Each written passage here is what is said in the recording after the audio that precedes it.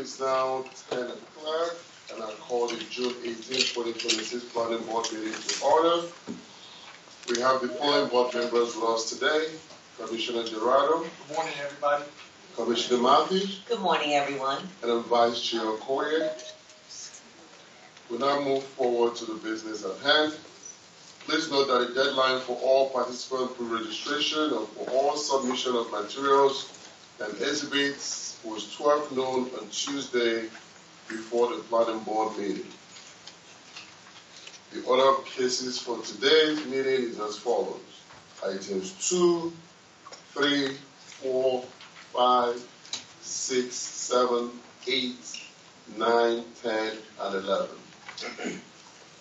The first item on the agenda is item 2, draft minutes of June 11, 2026. We'll look for a motion to approve the minutes of June 11, 2026. Mr. Vice Chair, I move that we adopt the minutes of the June 11, 2026 meeting. I second. We have a motion by Commissioner Gerardo and a second by Commissioner Matthews. I will now call the roll. Commissioner Gerardo. I vote aye. Commissioner Matthews. I vote aye. And I vote aye as well, and the ayes have it. The next item on the agenda is item 3C, Parks and Recreation item, request for commemorative naming. It's going to be presented by staff. Ms. Tracy Wright.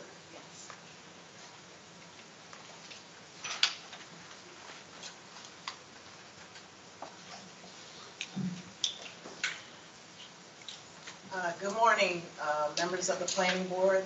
I am Tracy Wright, Resource Development Officer for the Department of Parks and Recreation.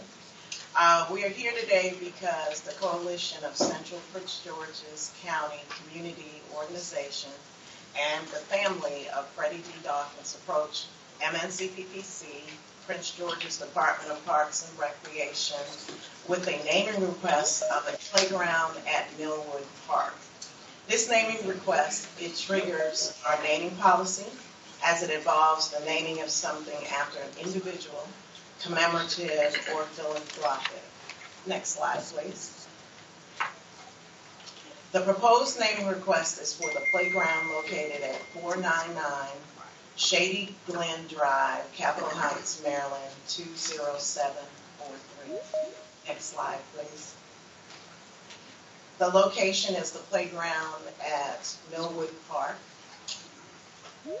Next slide, please. The purpose of the naming is to acknowledge and honor the unwavering commitment and dedication of Freddie D. Dawkins, deceased, who under his leadership, the community successfully advocated for the construction of the Millwood Park Playground and advanced significant improvements at Walker Mill Regional Park, including the artificial turf, adventure playground, picnic shelter, parking facilities, tennis courts, and the initial restoration of the historic Concord Manor property.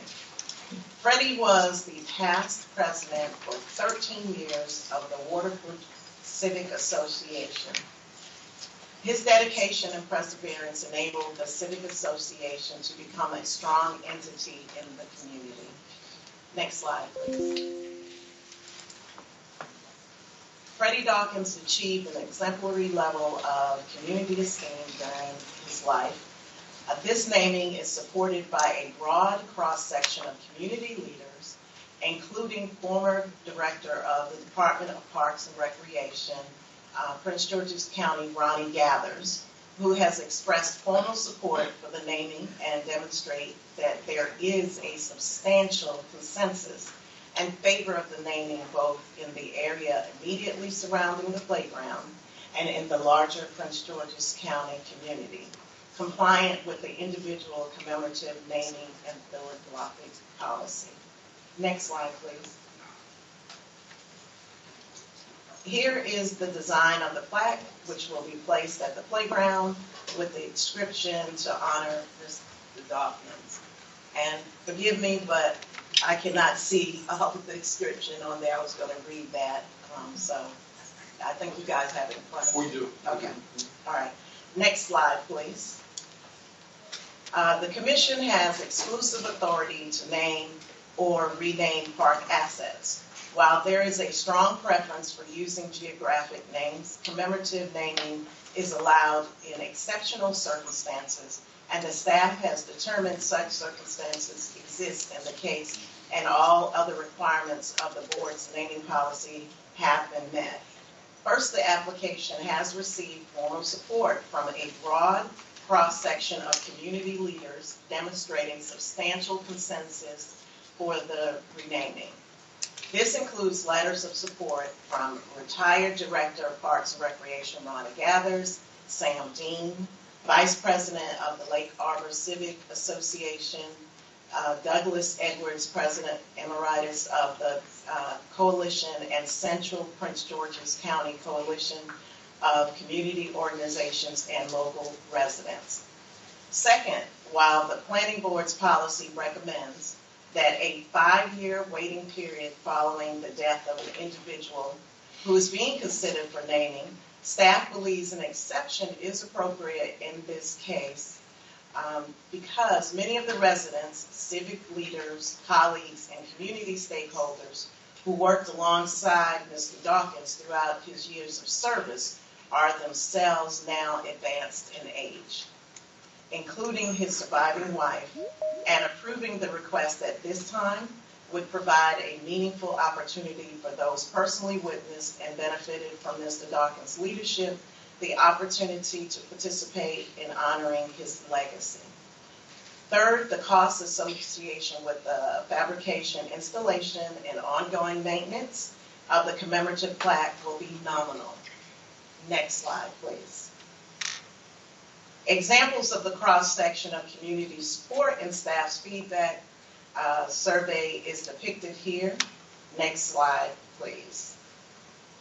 The department recommends the planning board approve the naming request in honor of Freddie D. Dawkins and is available to answer any questions you may have. And I do have a copy if you want me to read the plaque or. Yeah, go ahead. Yes. So it's Freddie D. Dawkins Playground dedicated to Freddie D. Dawkins, a founding member of the Coalition of Central Prince George's County Community Organization, a dedicated community leader and tireless civic advocate. His service and commitment strengthened the Millwood Waterford community. The Maryland National Capital and Planning Commission, Department of Parks and Recreation, Prince George's County, proudly names the space in his honor. Are there any questions? No. I see none. Commissioners, is there a motion to second the item? Yes, Mr. Vice Chair, I move that we follow the staff's recommendation and name the playground at Millwood Park in honor of Freddie Dawkins. I know a number of individuals who have sent letters of support, most notably Ronnie Gathers, who is deeply familiar, having been the Director of Parks and Rec for several years. And with his recommendation and those of the other ones, I move that we rename the playground. I second. All right, we have a motion by Commissioner Gerardo and it's second by Commissioner Matthews. I'll call the roll. Commissioner Gerardo? I vote aye. Commissioner Matthews? I vote aye. And I vote aye as well. The ayes have it, so we have that renamed. Thank you. And can I mention that Freddie Dawkins' family is in the audience, so I know his daughter, so I just wanted to recognize that they came today.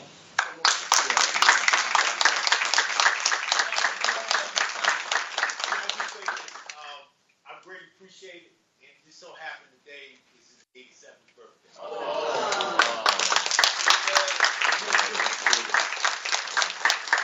Well, let's send happy birthday wishes to Freddie. And the planning board is happy to go ahead with the meeting. Thank you very much. Thank you. We'll now move forward to consent agenda. Is there anyone who wishes to oppose the staff recommendation and the consent agenda item? Is there any board member who wishes to discuss these items? We'll look for a motion to approve the consent agenda. Mr. Vice Chair, after consideration of the record for the items on the consent agenda, I move that we adopt the findings of staff and approve items 4B. I second. We have a motion by Commissioner Gerardo and a second by Commissioner Matthews. I'll now call the roll. Commissioner Gerardo. Vote aye. Commissioner Matthews. I vote aye. And I vote aye as well. And the ayes have it. We'll now move to the regular agenda items. The first item on the agenda is item number 5, Comprehensive Design Plan, CDP-9306-06, Bellis Village Lot 10. We'll now hear from staff who will present this item. Good morning, Vice Chair and the member of the Planning Board. For the record, my name is Emery Huang with Urban Design Sections. Item number 5 is Comprehensive Design Plan, CDP-9306-06 for Bellis Village Lot 10. The subject application requests to amend the Comprehensive Design Plan, CDP-9306 to reduce the minimum amount of the retail office space to a range of 6,000 to 10,000 square feet within the local activity center zoned area, and update the associated comprehensive design plans and the text document to reflect these changes. As a matter of housekeeping, prior to June 16 noon deadline, staff received one letter of opposition from a community member titled Opponent Exhibit 1. In addition, there's an error regarding the residential density on the page 9 of the technical staff report, and staff will correct it in the resolution. Next slide, please. The subject property is located in the planning area 84 and the council district 9. Next slide, please.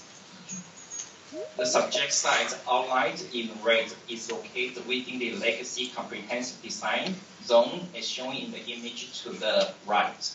However, this application is being reviewed under the prior zoning ordinance, and this prior zoning is a local activity center. Next slide, please. This map illustrates the topography of the subject property along with the internal environmental features. Next slide, please. This map shows the adjacent master plans right-of-way, Floral Park Road, adjacent to the subject property on the north, is classified as primary road. Next slide, please. This slide shows the entirety of the village of the Piscataway, which consists of 858.9 acres zone residential low development and 19.98 acres zone local activity center. The 19.98 acre land, which is a zone local activity center and is circled in the red on the map, is the site for this subject application.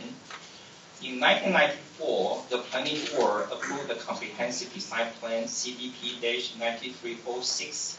Under this Comprehensive Design Plan, the 19.98 local activity center zoned area was approved to develop up to 140 residential units, a minimum of 20,000 to 30,000 square feet of the retail space, and a minimum of 10,000 to 15,000 square feet of office space. Among the 140 residential units, 106 units has been approved with a specific design plan SDP-0319, and non-residential development has been constructed. Next slide, please. This conceptual site plan illustrates the location of the proposed buildings and the associated site improvements, including parking and stormwater management facility. Next slide, please. The conceptual circulation plan illustrates both pedestrian and vehicular movement on site, as well as how these circulation patterns connect to the existing community. Next slide, please. This slide demonstrates the tree conservation plan, which is discussed on pages 18 of the technical staff report. Specifically, the application area is part of an overall approved Type 2 tree conservation plan area, and the woodland conservation requirement has been met. No woodlands are located within the subject property. Next slide, please. As mentioned at the beginning of this presentation, one letter from the community was received regarding this application. The items of concerns include traffic-related issues such as congestion and insufficient parking, the capacity of public infrastructure, including water, sewer, and public services, and the overall impact on quality of life and the community character, such as increased noise, reduced privacy, potential declines in property values, loss of open space, and possibility of rising social disorders. However, the subject application seeks to reduce the minimum amount of retail office space to a range of 6,000 and 10,000 square feet, which is approximately 20% of the original approved square feet. And the proposal retained the prior approved multifamily dwelling units in the local activity center zone and updated the associated comprehensive design plan, site plan, and text document to reflect these changes. Compared to what was previously approved under the original comprehensive design plan, the impact of the subject application regarding traffic and public infrastructure capacity are significantly reduced. Finally, the amount of residential and commercial development proposed in this subject application remain below the threshold established by the preliminary plan subdivision PPS 4-03027, which was approved by the planning board in 2003 to ensure adequacy infrastructure and facilities for the proposed overall development of the village of the Piscataway. Based on the findings presented in the technical staff report, urban design staff recommended the planning board first approve the modification to condition 1B and condition 1G and delete the condition 35 of the comprehensive design plan CBP-9306. Second, approve the comprehensive design plan CBP-9306-06 and the type 1 tree conservation plan TCP1-2026-0006 for Bailey's Village Lot 10, subject to the recommended condition of the approval within the technical staff report and the correction of one error as read into the record by staff. This concludes with the staff presentation. Thank you. Thank you very much. Any question for staff from the planning board? I have None. Next. Mr. Chairman, Yes. I do have two questions. I'm not sure. This mic is on. There you go. Thank you. I'm sorry, Stan Brown, People's Zoning Council. I raised this issue with the applicant and the staff prior to the hearing. They're not major issues, but it needs to be placed in the record. And so I want both the applicant, when he comes up, and yourself to address it. The first issue is on page 11 of the staff report. You correctly noted proposed configuration for the subject CBP amendment is consistent with the layout depicted on the approved plan set with preliminary plan. However, only one vehicle access point is proposed with the application instead of two. Can you clarify for us, is this an issue where this particular amendment is only allowing for one access point and therefore it's contrary to the preliminary plan? So to respond to your question, this is comprehensive design plans. So typically was trying to review to see whether it's compliant with the basic plans. So in terms of densities. So and then this is not specific design plan. So there will be more further discussed during specific design plans. So you think it's all right, even though the adequacy of traffic does not change? You think that it's okay that this amendment is contrary to the preliminary plan? Is that what you're telling me? Yeah, and in addition to that, the subject property was corner lot, was fronting the Borough Park Road and the St. Mary's Road, and so those access was more internal to the internal streets. All right, so you don't think there's a need to file an amendment to the preliminary plan? No. All right, that's fine. I'm not arguing with him, just raising the issue. You hesitate.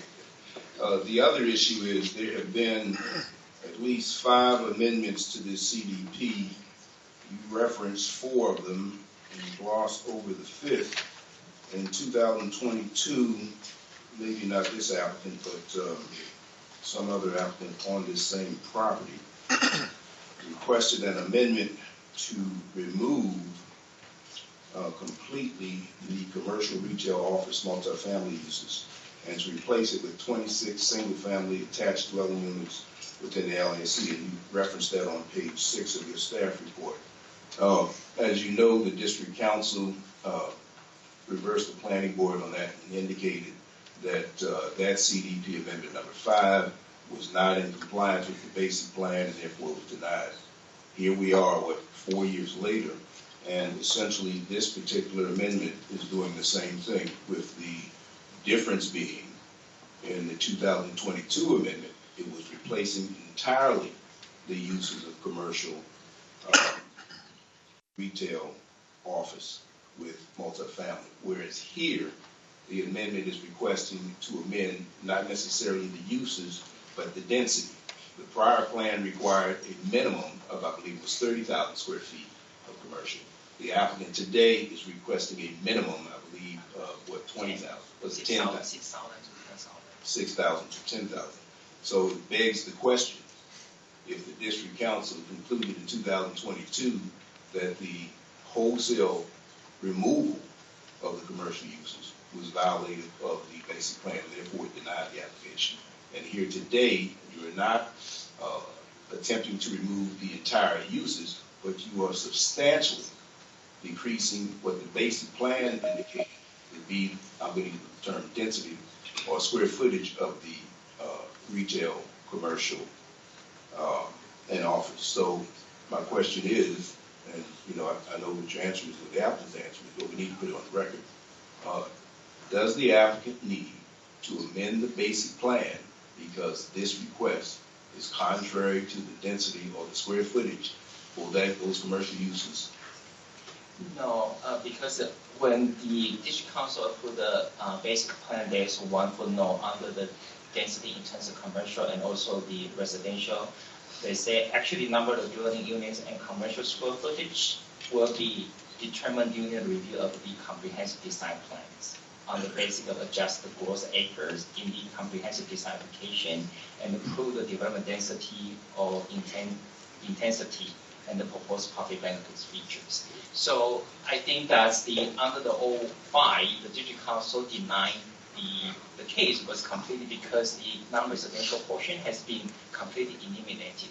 But for this 06 application, the applicants retained what was the original approved number of residential units.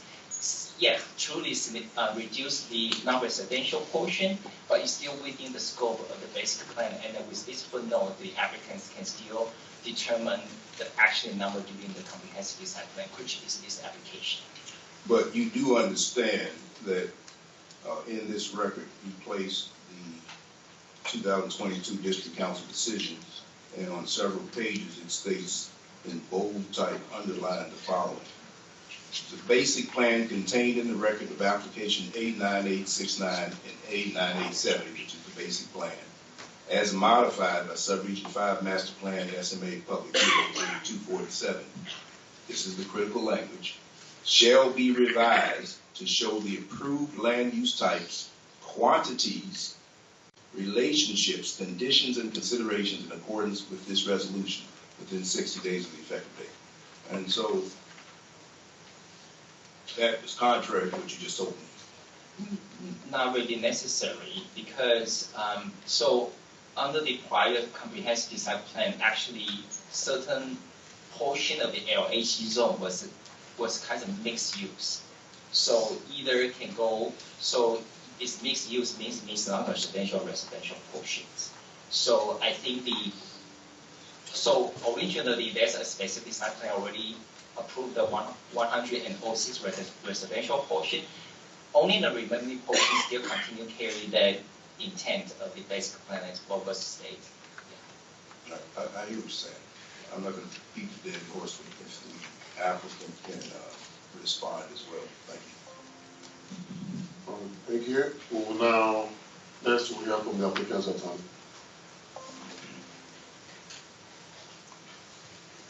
Thank you. If we can get all parties who intend to provide testimony on this item to stand and raise their right hand.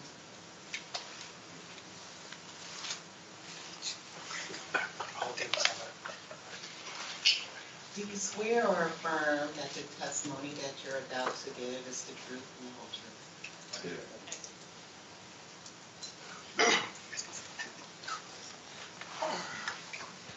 Thank you. Good morning, Mr. Vice Chair, members of the Planning Board. My name is Nate Foreman, and I'm a land use attorney with O'Malley Miles, Nyland & Gilmore. His office is just up the road in Greenbelt. It's my pleasure to be here this morning on behalf of the applicant in this case. With me this morning, I have Mr. Adam Engel on behalf of the applicant, Ms. Amy Summer on behalf of our engineer, and Eddie Pounds, who is our community liaison. They're here to answer any questions the board may have regarding this application, but otherwise they're not planning to speak. For the record, we agree with staff's recommendation and respectfully request the planning board approve CDP 9306-06 with the conditions and revisions recommended by planning staff. I want to thank planning staff for their assistance and cooperation in understanding the nuances behind the prior and current zoning ordinance and how this and the prior development approvals impact the subject property. The actual purpose of this request is very simple. The original CDP required a minimum of 10 to 15,000 square feet of office space and 20 to 30,000 square feet of retail space. We are asking the board to reduce these mandatory minimums to between 6,000 and 10,000 square feet of combined commercial retail space based upon the built environment and what is feasibly possible. That is the sole request we're asking the planning board to approve this morning. But as we know, the context for this request is extremely important. And if the board will indulge me this morning, I would like to provide some background and context for this development application. In 1993, through the Subregion 5 Master Plan and Sectional Map Amendment, the County Council, sitting as the District Council, created the villages of Piscataway, then known as the Preserve of Piscataway, through approval of 2 rezoning applications. The purpose behind the rezonings was to take nearly 860 acres of farmland, then known as Bailey Plantation, to establish a community premised on neo-traditional village concepts characterized by synergistic layouts, design, and a harmonious relationship among open space, environmental features, and the existing and proposed mix of uses. A defining feature of the project was the promulgation of 5 villages, one of these being Bailey's Village, which is the location of this particular project. The vast majority of the villages of Piscataway was envisioned for residential development between 1 and 1.5 dwelling units an acre. This land was placed in the RL residential low development zone. The 1993 rezoning also approved approximately 20 acres within the villages of Piscataway for the LAC, or the Local Activity Center Zone, which was to allow a mix of retail, office, and residential uses.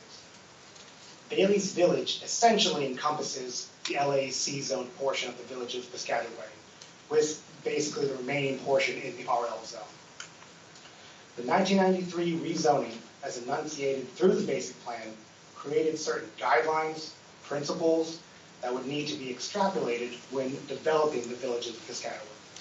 This includes certain land use types and prescribed densities, the amount of which could and was supposed to be adjusted through subsequent development approvals that were based on the inclusion of proposed public benefits and the actual development that was going to be proposed.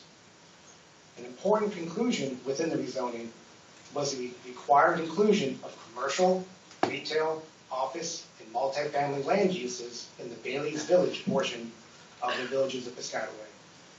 That is what Mr. Brown was referring to when he talked about the 05 revision, and that the revision was to completely eliminate all but residential uses, which was contrary to the fundamental purpose of why that land was zoned LAC.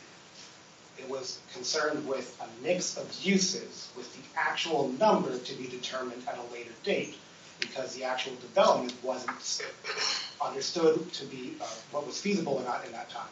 And I'll build upon that idea in just a minute, and a little later. In the years following the rezoning, subsequent development approvals began to refine the development scheme for the villages of Piscataway. The most important step after the rezoning was the Comprehensive Design Plan, or CDP, which we seek to revise for the 6th time. The CDP took the basic concepts and principles envisioned by the rezoning and refined them into a more specific, but still conceptual document. In describing Bailey's Village, the original CDP spoke of locating office and retail uses in addition to housing. It also allowed for a wide range of uses, which included the 10 to 15,000 square feet of office, 20 to 30,000 square feet of retail, and the 140 dwelling units. In 2003, the preliminary plan subdivision was subsequently approved, which allowed for a maximum of 16,000 square feet of commercial retail uses and 140 residential units, comprised of 57 single-family detached homes, 49 single-family homes, and 34 multifamily dwelling units. So as Mr. Huang had said, the preliminary plan envisioned the amount of residential development which we would propose along with this CDP revision if approved. And it's all been tested, reviewed, and found to be adequate. In the intervening years, nearly all of the villages of Piscataway have received numerous specific design plans, including Bailey's Village, the only area previously zoned LAC. The specific design plan is the final stage, the final entitlement approval required, which gets down to your specific ideas and specific proposals. Thus, nearly 20 years passed from its initial rezoning before homes started to be constructed in Bailey's Village. But they were in such demand that by 2016, all of Bailey's Village was approved with residential structures, except a 1.64 acre lot that is still sitting vacant and that we are discussing today. It is our goal and hope that we can complete the vision outlined for Bailey's Village, approved in 1993 and upheld in 2022 through disapproval of the 05 revision to the CDP. But to complete this vision, we must ask for a reduction in the minimum amount of office and commercial space required by the CDP to the more achievable range of between 6,000 to 10,000 square feet of combined office retail space. We are not requesting any change in residential units permitted, since 34 multifamily dwelling units meets the maximum number of residential units permitted in the LAC zone portion.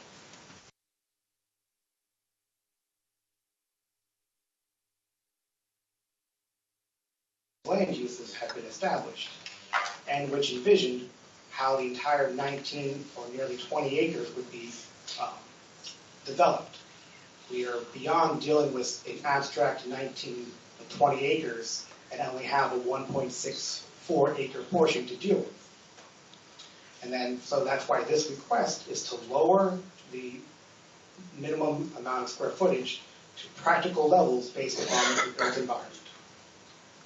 And again, this request is not asking for special treatment or to subvert expectations for this development, just to construct what the plans have consistently called for, a village center with a mix of locally oriented office and retail uses to support the surrounding villages of Piscataway. Finally, before I ask the planning board if they have any questions, I would like to discuss the outreach efforts we have made to the community to explain our project and why we believe it will be an asset to the community.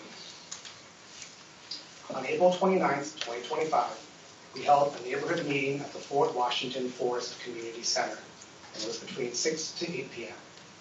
There were approximately 50 to 100 people in attendance. Not unexpected, many residents were apprehensive or downright opposed to this development project.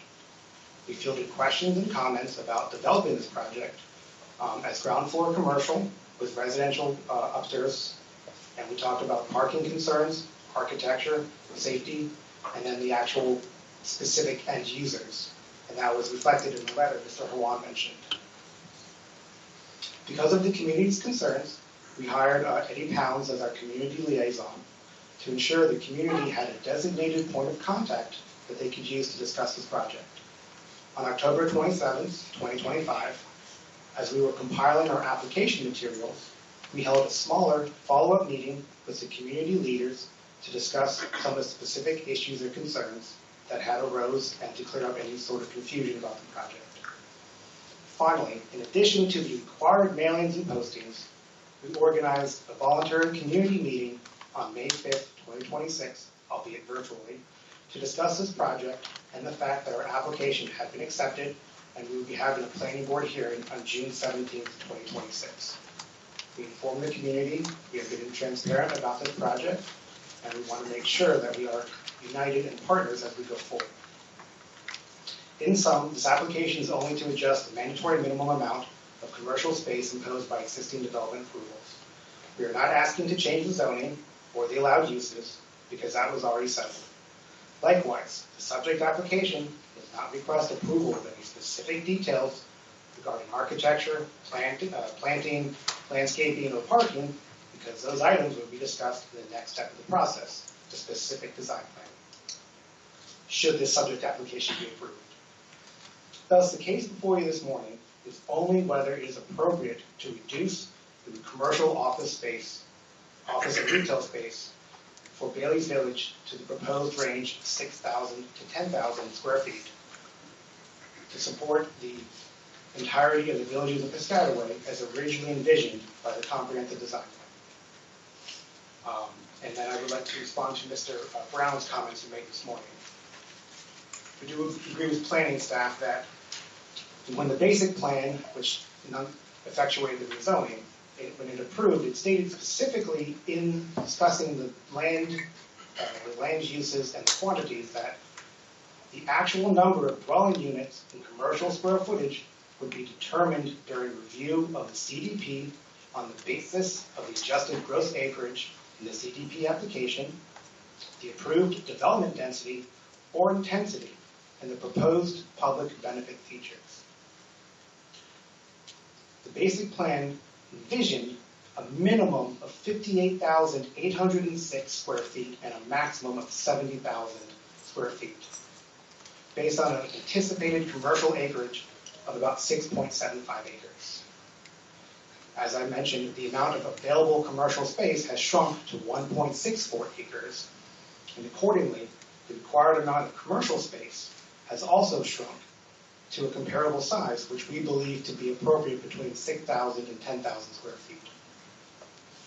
Moreover, reducing the land quantities via the CDP has been shown not to violate the basic plan previously, because the original CDP approved in 1994 decreased the minimum commercial space below the 58,806 square feet required. At its maximum, the original CDP was only requesting a maximum of 45,000 square feet. To find that this request would not be in conformance with the basic plan would otherwise call into question the entirety of the original CDP, because that CDP did not provide land use quantities in accordance with the basic plan. Thus, every single home that has since been constructed would be under a zoning violation according to Mr. Brown's interpretation. I don't think that was the intent of this planning board or the district council in revising that condition. And that's why this is extremely distinguished from the 05. The condition that Mr. Brown has talked about was that it was a zoning violation, or would be a zoning violation, to completely remove the commercial uses, because that was a use required under the basic plan. This is providing the required uses, which is also the fundamentals of zoning. We just need to be able to adjust the appropriate levels to what is actually existing under the built environment. When this was a vacant farmland looking to be developed, it's very easy to visualize what could or what couldn't be there. But to hold those as mandatory minimums when subsequent approvals didn't require them to comply, and now making this applicant comply with those, it would be I would agree, an unreasonable requirement and an unreasonable And then regarding the preliminary plan of subdivision concerns, yes, the former approved preliminary plan, for some uncharacteristic reason, showed entrances into Lot 10, two entrances into Lot 10 from Bailey's Pond Road to the west side of the site. I say uncharacteristically because that's not usually the requirement for a preliminary plan, which is does not show building locations, which this one did for some reason, parking spaces, actual locations of access. Now, if there was a concern about the adequate public facilities regarding one or two entrances, then that could call into question whether we do need to revise the preliminary plan. We believe, given the reduction in the amount of development proposed, that the single entrance we are providing is appropriate. Moreover, the entrance is more appropriate at this CDP or SDP level, which is about design considerations. And in fact, one of the specific requirements for the CDP that Mr. Huang mentioned in his staff report was the idea about circulation, which is necessary for approval of the CDP. And we believe that the single access is appropriate. With that, I will like to, I know that if there's opposition, maybe reserve some time to rebut. But other than that, me and my team would be more than happy to answer any questions from the planning board this morning. Thank you for your time. Thank you, Mr. Foreman. Any questions for Tony? Just a couple. So you're reducing the square footage, and it's going to be for commercial and retail. Correct. Do you have any idea, because I'm familiar with the area, do you have any idea in terms of what type of facilities you're going to propose for the residents? It's going to be medical offices, law offices, and what would be the retail? Because I can imagine they may not want a 7-Eleven or Royal Farms at that location. Yes, we have, that has been one of the hot topics about the community making their voices heard. There are certain specific users they do not want. And I can give to credit Mr. Adam Engel, who is the developer and the owner of the property. He is very much willing to work with the community, willing to agree to prohibit certain uses. As you know, we don't know possible end users, but we do know that we are willing to accept any sort of people are interested in it. We're willing to consider anyone that they want. I think at a best case scenario, we could. Mr. Engel might have his professional offices down there, since this would be one of his developments. We might want to have a small cafe, a small restaurant, maybe a dry cleaners, things that are local in nature that are sort of community oriented. We're not going to do a vape shop. That was one of or a tobacco store. That was one of the ones people really mentioned they didn't want. We're not going to do a convenience store. I made the faux pas suggesting that could be a use. Mr. Engel, to his credit, said, no, we're definitely not going to do that. Even with the community also saying we don't want that. So to answer the question, I can't give you specifics. I can give you examples, and I can give you the promise on the record today and to the opposition listening that we will continue to work with the community, make sure we find the correct and appropriate end users. Thank you. Thank you.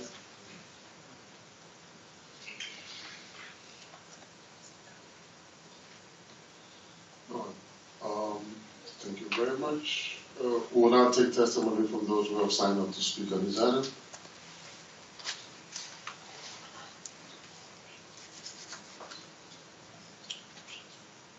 Oh, I'm sorry, I apologize. Mr. Foreman, I understand the argument, but, and we're just building the record here, not being an advocate in opposition to your case.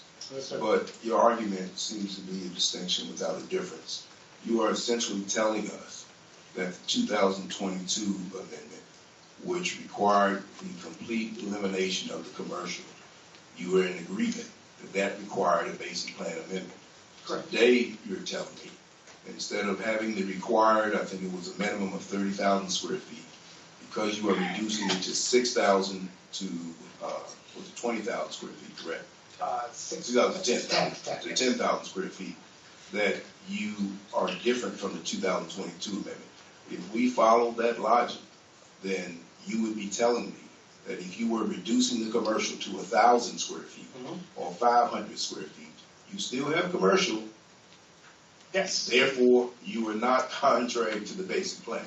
And so the issue becomes one of degree, whether or not a reduction to 6,000 to 10,000 square feet is sufficient enough to be contrary to the quantities and relationships required by the basic plan. And I'm not asking for you to respond to it. You made your argument, but I just wanted to put in the record so that we all understand those issues down the road. And I understand, Mr. Brown, and I know the role you're playing, and I know why you're putting this into the record. And what I will say, that is the heart of zoning, is setting aside tracts of land for specific uses. A basic plan is a rezoning amendment. It is changing the zone, it is changing the uses. So that's like saying if you have an R zone, if you want to do 1,000 square feet of commercial, well, it's not really a problem because, that's a small amount. If you have a 20-acre parcel, that's the quantity that's changed, not the use. That is fundamentally against what zoning is. We are providing the mix of uses. The quantities isn't a zoning issue. It is a practical issue, and it's a planning design issue based upon what's there. So that's why I do think it is extremely important and different, because otherwise it's undercutting the whole purpose of zoning. So and that's what the 05 revision was based on, is that you are fundamentally getting rid of a use that was required on this property. The zoning says we want this use. So I think to not draw a difference or to distinguish the use itself from the quantity is doing a disservice to why we have zoning in the first place. And I would just leave on that record. All right, thank you. All right, I see no other question. We'll now take testimonies from the people who have signed up. First, we'll have Anthony Humphreys.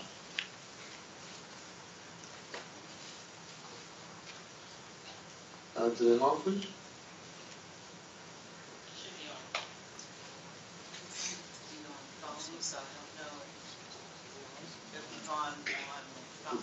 Is that online? All right, we'll go to Monique Mormon.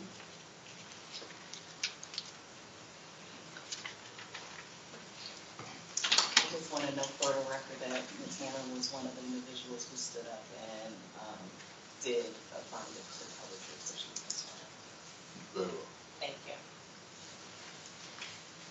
Good morning, members of the planning board. I am Monique Mormon. This is one of my first planning board meetings, so please forgive me if I make any miscomments, but I'm doing my best.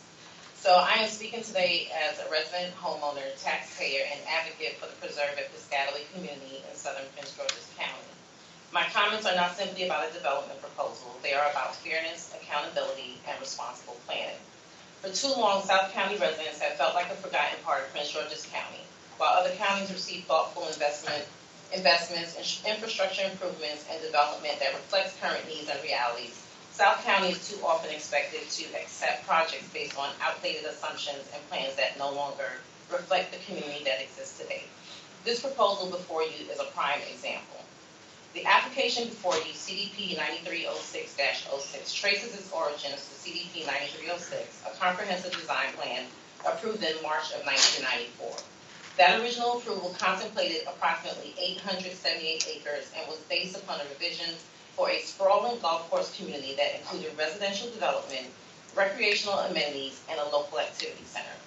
32 years later, that vision no longer reflects the reality of the community that exists today. The Preserve in Piscataway is now a fully established residential community of nearly 1,000 homes.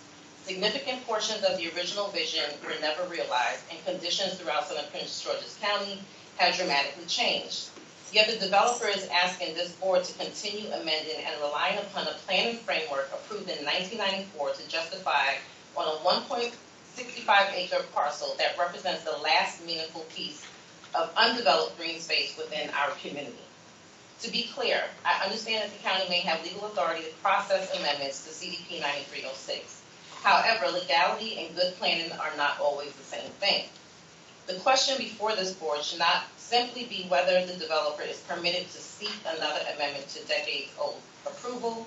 The question should be whether a planning framework approved in 1994 for an 878-acre golf course community remains an appropriate basis for land use decisions affecting a small parcel located within a fully developed residential neighborhood in 2026. In my opinion, and in the opinion of my community members, it does not.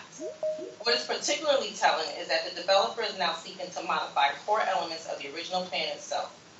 If the assumptions that supported the original local activity center and retail requirements no longer make economic and practical sense, that is evidence that conditions have changed significantly since 1994.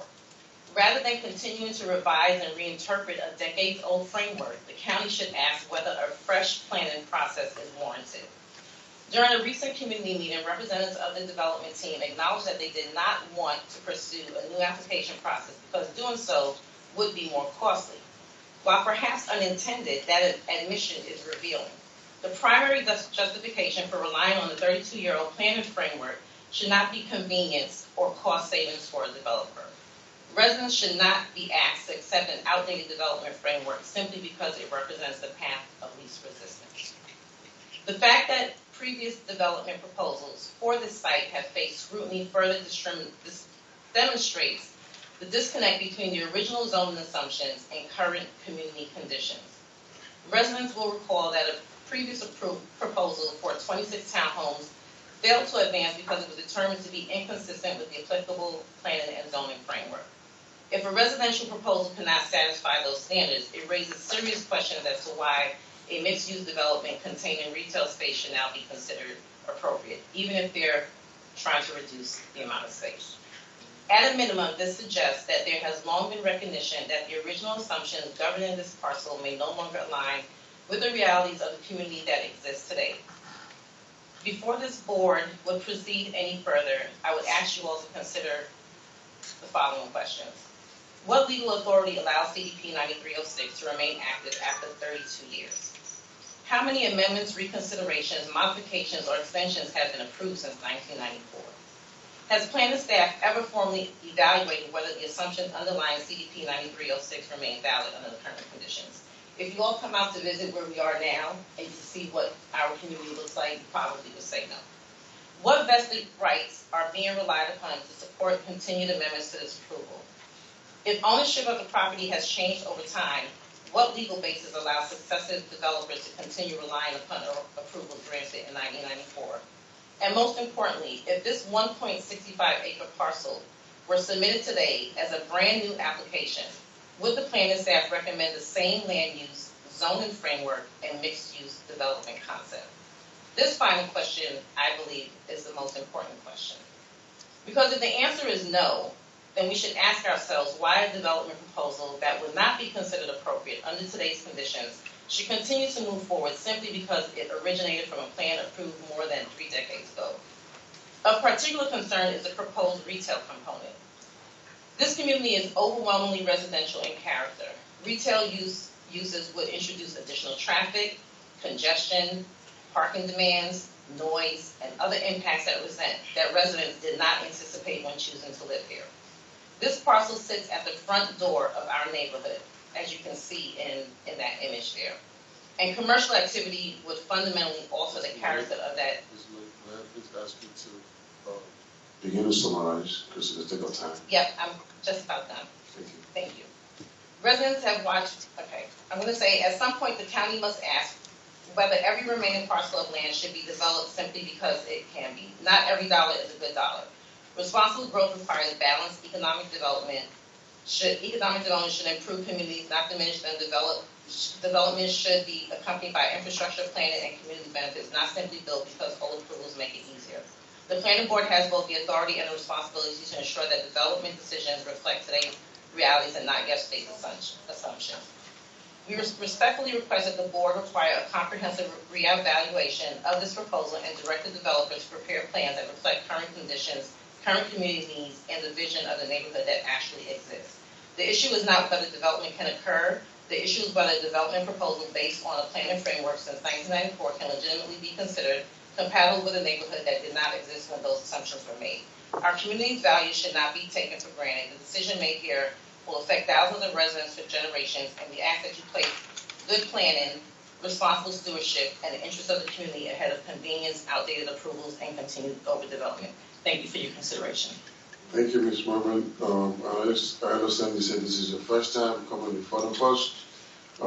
Just next time, please take down your comments to about 2 minutes.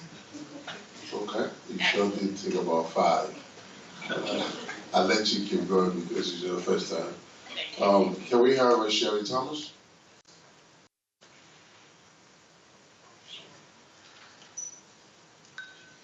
Sherry Thomas?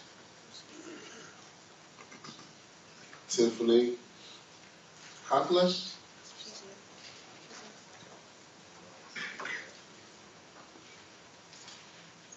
Tiffany Harkless? She's here. Okay.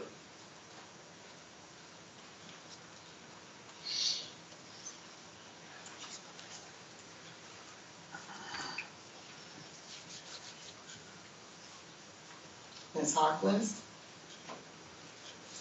I can see her on line. She's coming off mute, but.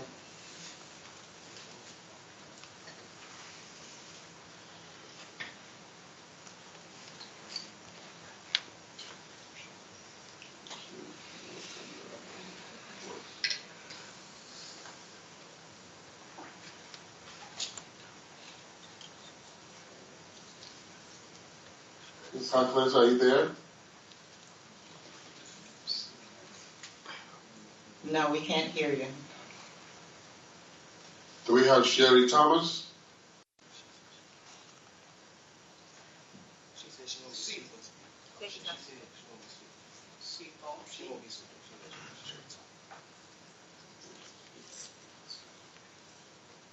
And that's Ms. Harkless that said that? No, Sherry Thomas. Hello, this is Sherry Thomas. Oh, very good. Ms. And Sherry, I contacted the office yesterday to state that I would not be speaking. Thank you. okay. Thank you, Ms. Thomas. Ms. Harkless, are you on now? She may be having trouble with that.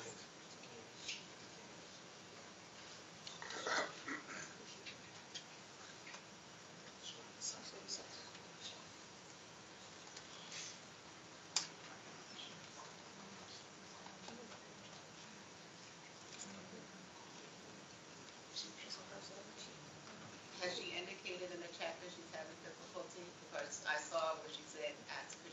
Yeah, I just seen her and said can't hear you, so you have to check on her side.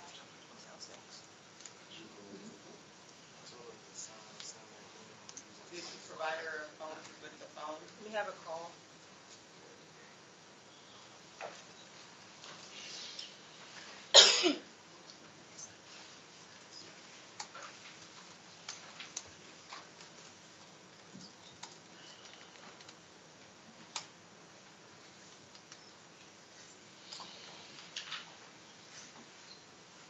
I let her know to try calling from her phone.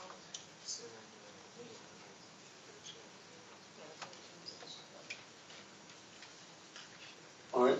We're going to take a 5 minutes recess so we can get Ms. Tiffany online. 5 minutes recess.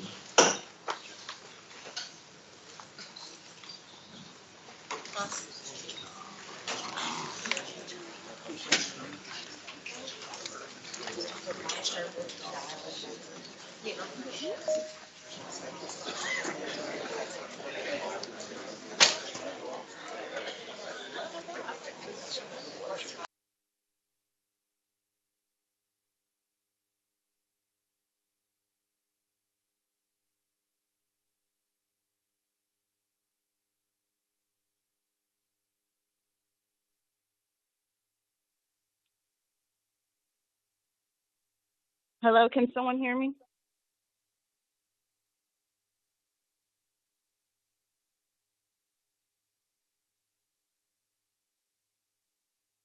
We can hear you, but they went on a 5-minute break. Okay, thank you. I'm so sorry about that.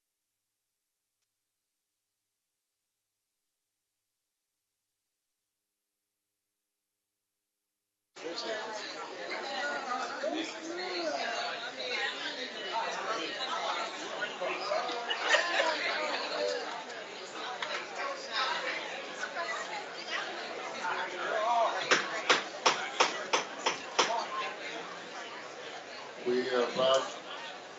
Can we get back to the session now?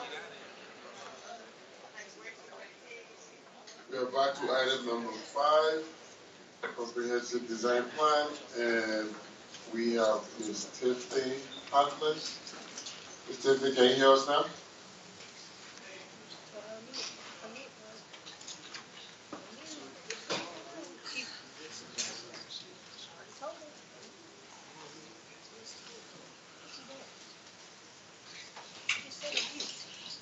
Hello, can you hear me? Yes. Ms. Okay. Harkless. Ms. Just before you begin, if we could have you sworn in, do you swear or affirm that the testimony you're about to give is the truth? Yes. Good morning, Chair and members of the Planning Board. My name is Tiffany C. Harkless, and I have proudly called the Preserve of Piscataway home since July 9, 2014. I appreciate the opportunity to speak with you this morning, and I'm here to respectfully oppose the Comprehensive Design Plan Amendment, CDP 930606 for Bailey's Village, Lot 10. My opposition is not based on being against development. I understand that communities evolve and that responsible growth is an important part of planning. My concern is that the proposal continues to rely on planning assumptions and approvals that originated more than 30 years ago. In 1994, the Preserve of Piscataway did not exist as it does today. There were only a small number of homes in the area. The surrounding transportation network was different. The population was significantly smaller, and the needs of residents were entirely different. Today, our community is a well-established neighborhood with hundreds of families who depend on safe roads, reliable infrastructure, open space, and neighborhood-serving amenities. Yet this application asks the Planning Board to approve a significant amendment based on the development framework that was created under conditions that no longer exist. Planning should reflect today's realities, not yesterday's assumptions. Another reason I respectfully ask the Planning Board to deny this amendment is because the transportation conditions surrounding Bailey's Village have changed dramatically since the original planning framework was established in 1994. The Planning Board should not only rely on development assumptions made in 94 without evaluating today's traffic conditions. Since that time, the Preserve of Piscataway has grown into large residential community. Travel patterns that changed significantly. And the state of Maryland recognized these transportation challenges when construction began in September 2025 to reconstruct the intersection of Maryland 2023 and Floral Park Road. The project includes a new single-lane roundabout, dedicated right lane turns, new pedestrian bicycle crossings. The significant public investment demonstrates that traffic patterns and transportation needs in this area have evolved substantially over time. If roadway improvements are necessary to existing traffic operations and safety, isn't it reasonable to ask whether a development proposal based on planning assumptions from more than 30 years ago should proceed without a comprehensive evaluation of current conditions? As a resident, in August, a representative, my former resident who just spoke, Ms. Monique Mormon, met with the developer's community liaison to share the collective concerns of our residents. During the meeting, the community representative presented feedback gathered from the community meeting. Can you please interrupt us, please, for the sake of time? My apologies. For these reasons, I respectfully request that the Planning Board deny Comprehensive Design Plan Amendment CDP 930606. At a minimum, I ask that the applicant be required to undertake a planning process that reflects today's community, incorporates meaningful engagement with current residents, and evaluates the project impacts using current land use, transportation, infrastructure, and community conditions, not assumptions developed more than 30 years ago. Thank you for your time and service, and my apologies for the technical assistance. Thank you. Thank you, and thanks for hanging in there with us. Are there any questions for the speakers for the Planning Board? I see none. Mr. Foreman, you may have time for a rebuttal. Thank you, Mr. Vice Chair. I have no rebuttal at this time. Very well. Any questions for him? Since he didn't withdraw. Opponents may now summarize their testimony.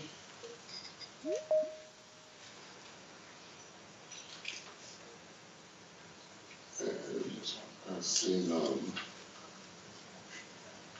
All right, so the hearing is now closed. Board members, any deliberation? And if not, what's your pleasure?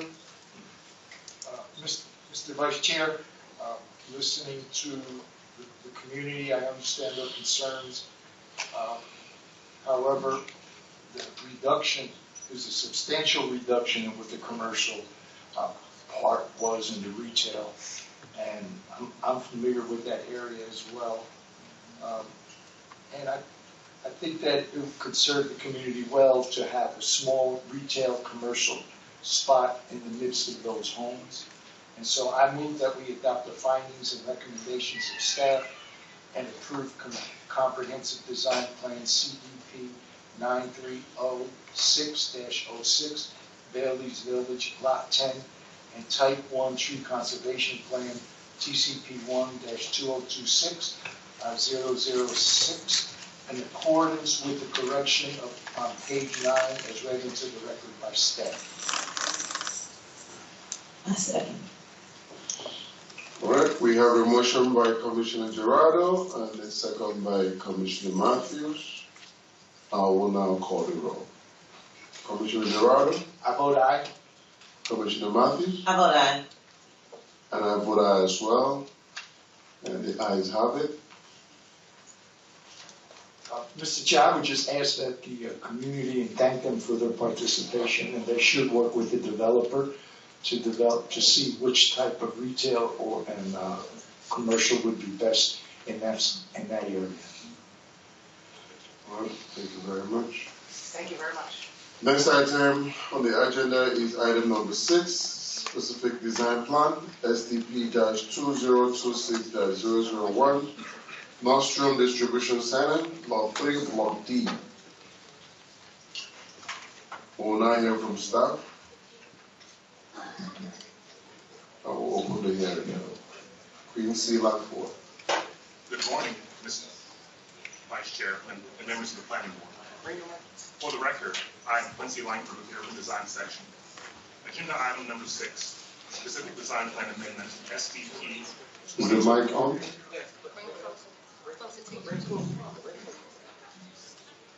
Just a little closer. Bring it a little closer. Can you hear me? Yeah. Shall I begin again? Yes, please.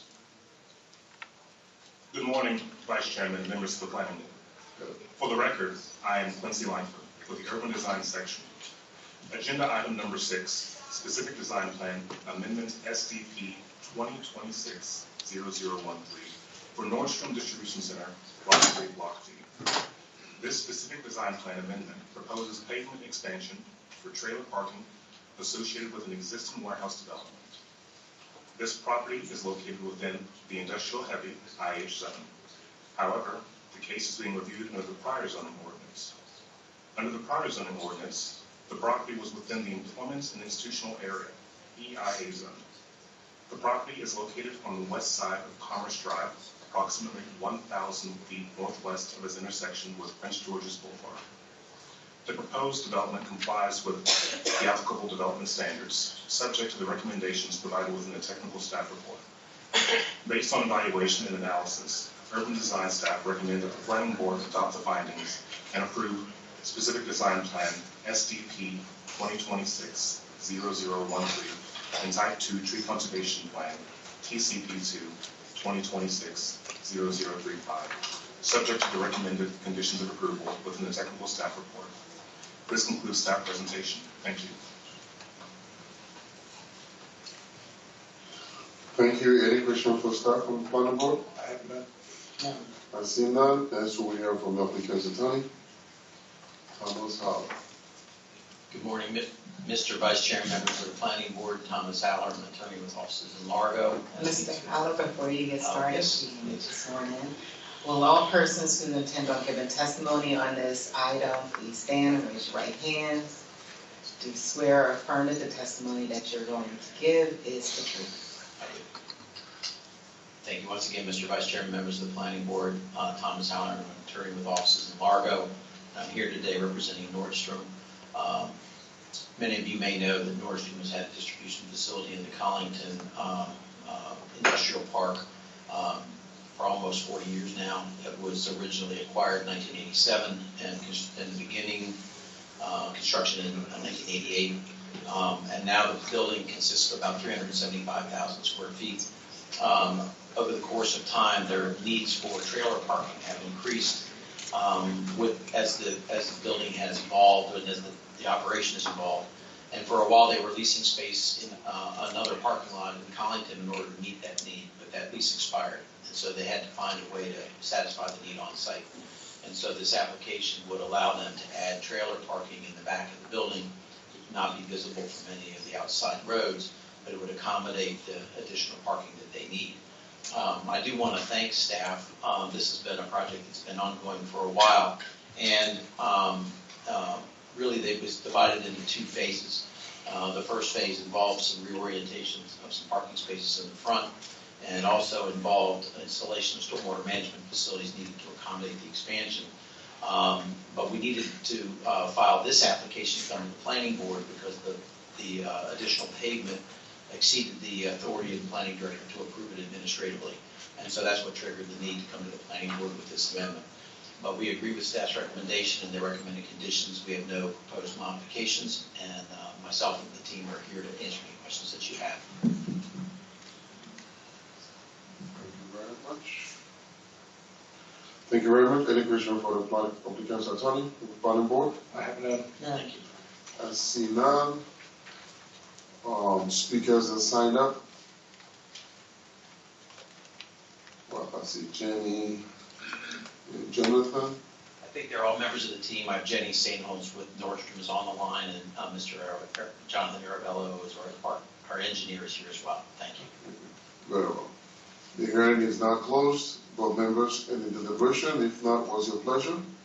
Mr. Vice Chair, I move that we adopt the findings and recommendations of staff as set forth in the staff report and approve specific design plan SDP 2026-0015 Nordstrom's Distribution Center, which is Lot 3, Block D, and Type 2 Tree Conservation Plan TCP 2-2026-0035. I second. We have a motion by Commissioner Gerardo and second by Commissioner Matthews. I'll call the roll. Commissioner Gerardo. I vote aye. Commissioner Matthews. I vote aye. And I vote aye as well. The ayes have it. Next on the agenda is item number 7, detailed site plan TET-2022-004 Promenade at Lunsford. Will I hear from staff? Being Song. Good morning, Mr. Vice Chairman and members of the Planning Board. For the record, I'm Long Sun with the Urban Design Section. Item number 7 is detailed site plan EP-2022-004 for Promenade and Lunsford. The detailed site plan is for development of 763 multifamily dwelling units in 3 buildings and 47,461 square feet non-residential use with associated infrastructure and amenities. Application also has a companion alternative compliance application, ACL-2026-0003, which requires alternative compliance from the requirement of Section 4.6, buffering development from streets of the 2018 Prince George County Landscape Manual. In addition, the applicant also requests a waiver to vehicular, pedestrian, and bicycle cross-access and a waiver of approximately 2% of the tree canopy coverage requirements. As a matter of housekeeping, staff would like to correct an oversight of the findings 3B1A on page 20 of the staff report, as staff supports the applicant's request to waive vehicular and bicycle cross-access to lots 3, 4, 41, and 42, and waive pedestrian cross-access to lots 3, 4, and 42, but do not support the pedestrian cross-access waiver for lot 41. Submitted prior to Tuesday noon deadline were a list of expert resume, which is applicant exhibit 1 and applicant exhibit 2 provides proposed revisions to conditions which staff are in agreement with. Next slide, please. The site, shown in red, is located in Planning Area 73 and Council District 6. Next slide, please. The separate property shown in red is located at southwest of the intersection of Lawford Road and McCormick Drive. Next slide, please. The subgrade property outlined in red consists of 9.61 acres and is in the regional transit-oriented high-intensity edge zone. Surrounding properties are also in the RTO HE zone. Next slide, please. The subgrade property outlined in purple is generally flat, with existing vegetation located in the northwestern portion of the site. The site is currently improved with the Umada Lago Division rail facility. Next slide, please. This map shows the adjacent master plan right-of-way. The site outlined in blue is located to the south of McCormick Drive, which is the collector road highlighted in green, and west of the Lawford Road, which is the anterior road highlighted in red. Next slide, please. The subgrade property outlined in red is bounded to the north by McCormick Drive and County Administrative Building beyond. To the east by Lawford Road and non-residential uses beyond, including government buildings, a hotel, light industrial and office uses. To the southwest by non-residential uses, including offices and a private school. To the south by an existing mixed-use building known as Tapestry Largo Station, including multifamily residential dwelling units, offices, and a daycare on the ground floor. Next slide, please. The existing conditions map shows the Umata Lago Rail Facility, including 2 buildings and associated parking. The northern building is a stormwater treatment facility, and the eastern building is an administrative building with access to underground train maintenance. The applicant has coordinated with Umata to maintain ongoing operations. Image shows the buildings and approximate underground blue line extension. Next slide, please. The detailed site plan proposes 3 buildings on 1 parcel. Access to the site is proposed via a 22-foot wide internal drive lane. On-street parking, sidewalks, and striped crosswalks are proposed along the internal drive lane. A public access plaza is proposed in the middle of the site, serving as a central gathering space for the overall project. The image to the left shows the proposed street sections for Lawford Road and McCormick Drive. Lawford Road is proposed with a non-typical street section based on Prince George County's urban street design standards, including parking lane, bike lane, landscape buffer, and sidewalk. Now these views are 3D flat to video for the development. In next slide.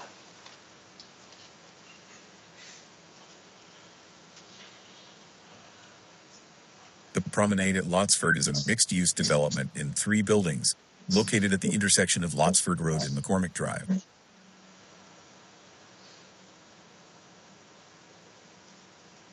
The property is located within half-mile of Blue Line Largo Town Center Metro Station, with easy access to I-495 to the west.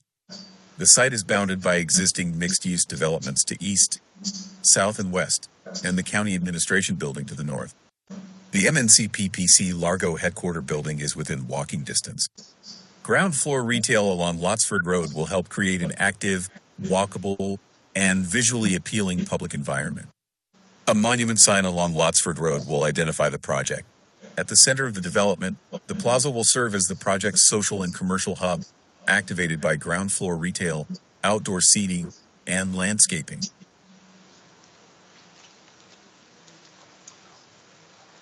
The development consists of 763 multifamily dwelling units and 47,461 square feet of non-residential uses with amenities. Buildings A and B are mixed-use buildings, and Building C is residential only. Each building will be 6 stories tall and served by a multi-story parking garage that provides adequate on-site parking for future residents and visitors. Each building has a distinct identity and contemporary architecture design. While together they create a cohesive urban character that integrates well with the surrounding environment.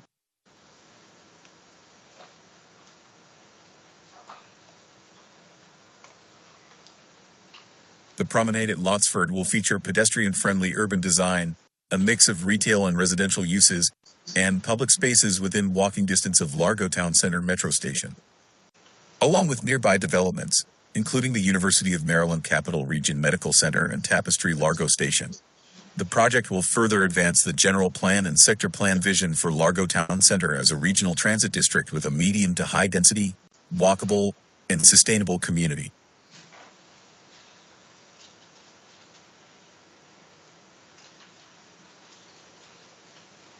The landscape plan demonstrates conformance with the 2018 Prince George County Landscape Manual with a request for alternative compliance from the requirements of Section 4.6, buffering development from streets. Next slide, please.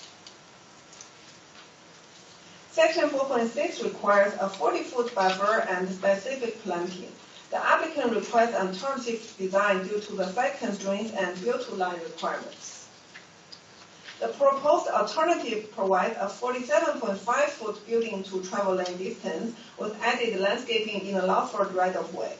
Staff finds this meets the intent of Section 4.6 and recommend approval of ACL-2026-0003.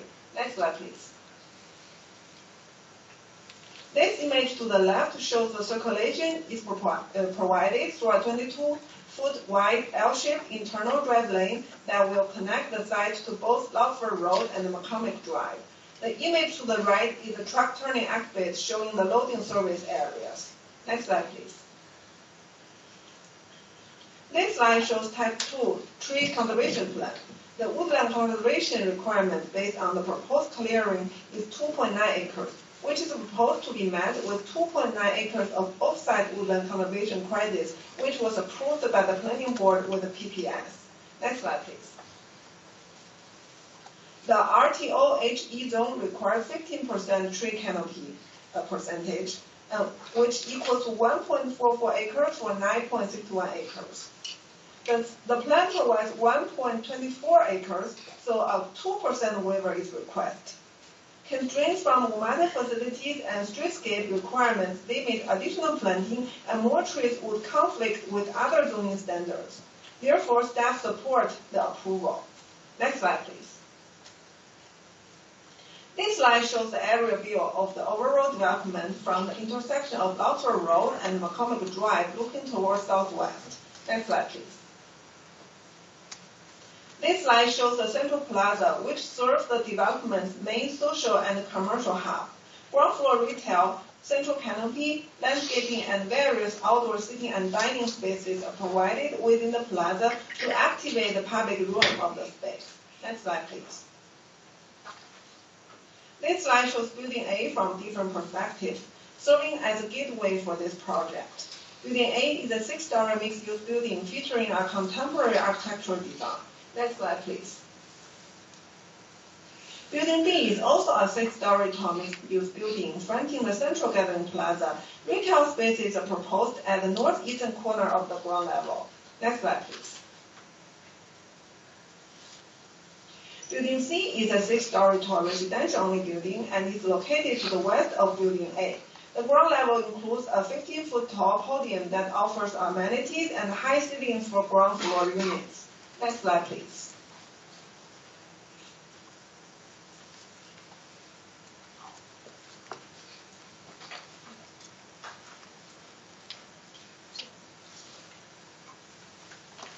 The subject detail set plan includes 8 freestanding signs providing identification and directional information. All freestanding signs are designed with similar mixture of bronze and lanterns with wood look marble base. Next slide, please. Building A proposed a total of 20 building wall or roof signs, 1 projecting sign, and 2 directional signs. The 20 wall or roof signs are for retail uses. Since final signage design for the retail tenants is not determined at this stage, sign details are not available for specific tenants and will be determined at the time of permit review. Next slide, please. Building B proposes 4 building wall or roof signs, 2 canopy signs, and 2 directional signs. Similarly, final signage design for retail tenants will be determined at the time of permit review. Next slide, please. To conclude, based on evaluation and analysis, urban design staff recommend that the planning board adopt the findings of the staff report with revised finding 1B1A on page 20 as noted by staff, and approve detailed site plan DET-2022-004. Alternative Compliance ACL-2026-0003, and Type 2 Tree Conservation Plan TCP2-2026-0023 for Promenade and Losford, subject to the recommended conditions of approval within the technical staff report as modified by applicants Exhibit 2. This concludes staff's presentation. Thank you. Thank you, Ms. Song, on the detailed presentation. Do we have any question for staff? 2 questions.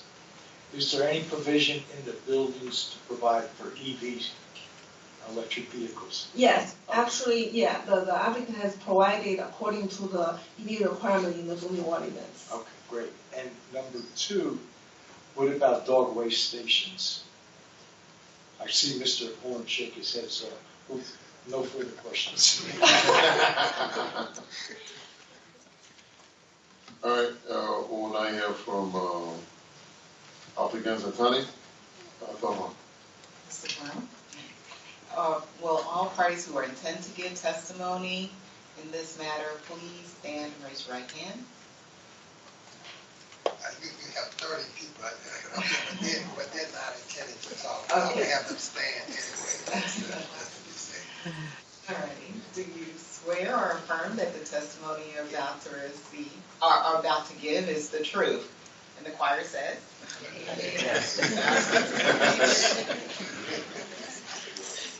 Good morning, Mr. Vice Chair, and Commissioner Aldo, and especially Commissioner Matthews. This is my first opportunity to appear in front of you this morning. I'm certainly honored to be here this morning. My name is Arthur Horn. The law firm is Shipley Horn in Largo, Maryland. I'm pleased to represent the applicant in this case, Manager Ventures LLC, represented by its president, Mr. Omar Kareem, and by the project director of the Promenade in Losford, Ms. Carrie Robinson, sitting here in the front row. Just briefly, for those of you all who are not familiar with the applicant and Banneker Ventures, it was established in 2005, and it's one of the DMV's most dynamic real estate companies. It has been awarded over $100 million of federal construction contracts, and it's been twice recognized by the Black Enterprise magazine as having a top black-owned business in America. You may be familiar with some of his projects like the Clara on Martin Luther King Jr. Avenue and the Wilhelmina Rohart facility on Congress Heights Metro. But just prior to this application here this morning, the Promenade in Losford, Banneker Ventures developed an almost $100 million landmark metro development situation called Park Place, located at the Addison Road Metro. And if you haven't driven by that lately, the project is coming up off the ground now as we speak. The project before you today, the Promenade of Losford, was done in cooperation with the Washington Metropolitan Transit Authority, WMATA. The applicant would like to give special thanks to the WMATA's team of consultants, and they have too many to mention, but I do want to say that WMATA was represented most admirably by Ms. Nina Francis, the Senior Vice President of Real Estate Development, and Mr. Andy Scott, the Acting Director of Real Estate Development. The cooperation between Banneker and WMATA has been great and will continue to do so throughout the development process.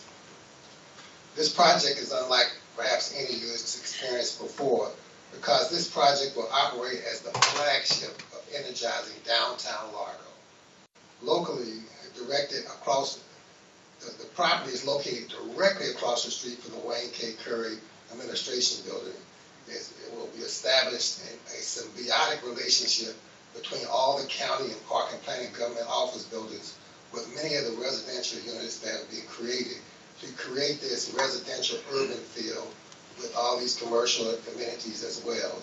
And this is what was always sought to be created through the master plan and the zoning ordinance. The applicant scheduled several meetings with surrounding community throughout this process and was enthusiastically hailed as a visionary, and they were looking forward to the development coming to the area. The surrounding businesses and community hotels all attended the meetings as well. They were all in support. The fact that there's no individuals or community here in opposition indicates the type of relationship they have with the community. I would just like to take a few seconds, if I could, and introduce that large team members that Banneker brought together, who made this vision that you have seen here in the flower come to life. They're either present here today or they are here virtually.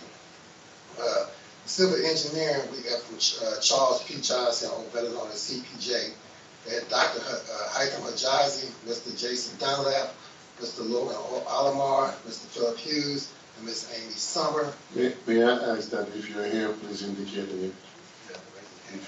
When they call your name, just so we can put your question in. I'm sorry, I was going to run through it, so thank you, yes, please. And I'll give a special shout out to Mr. Brian Hargis, a former employee of theirs.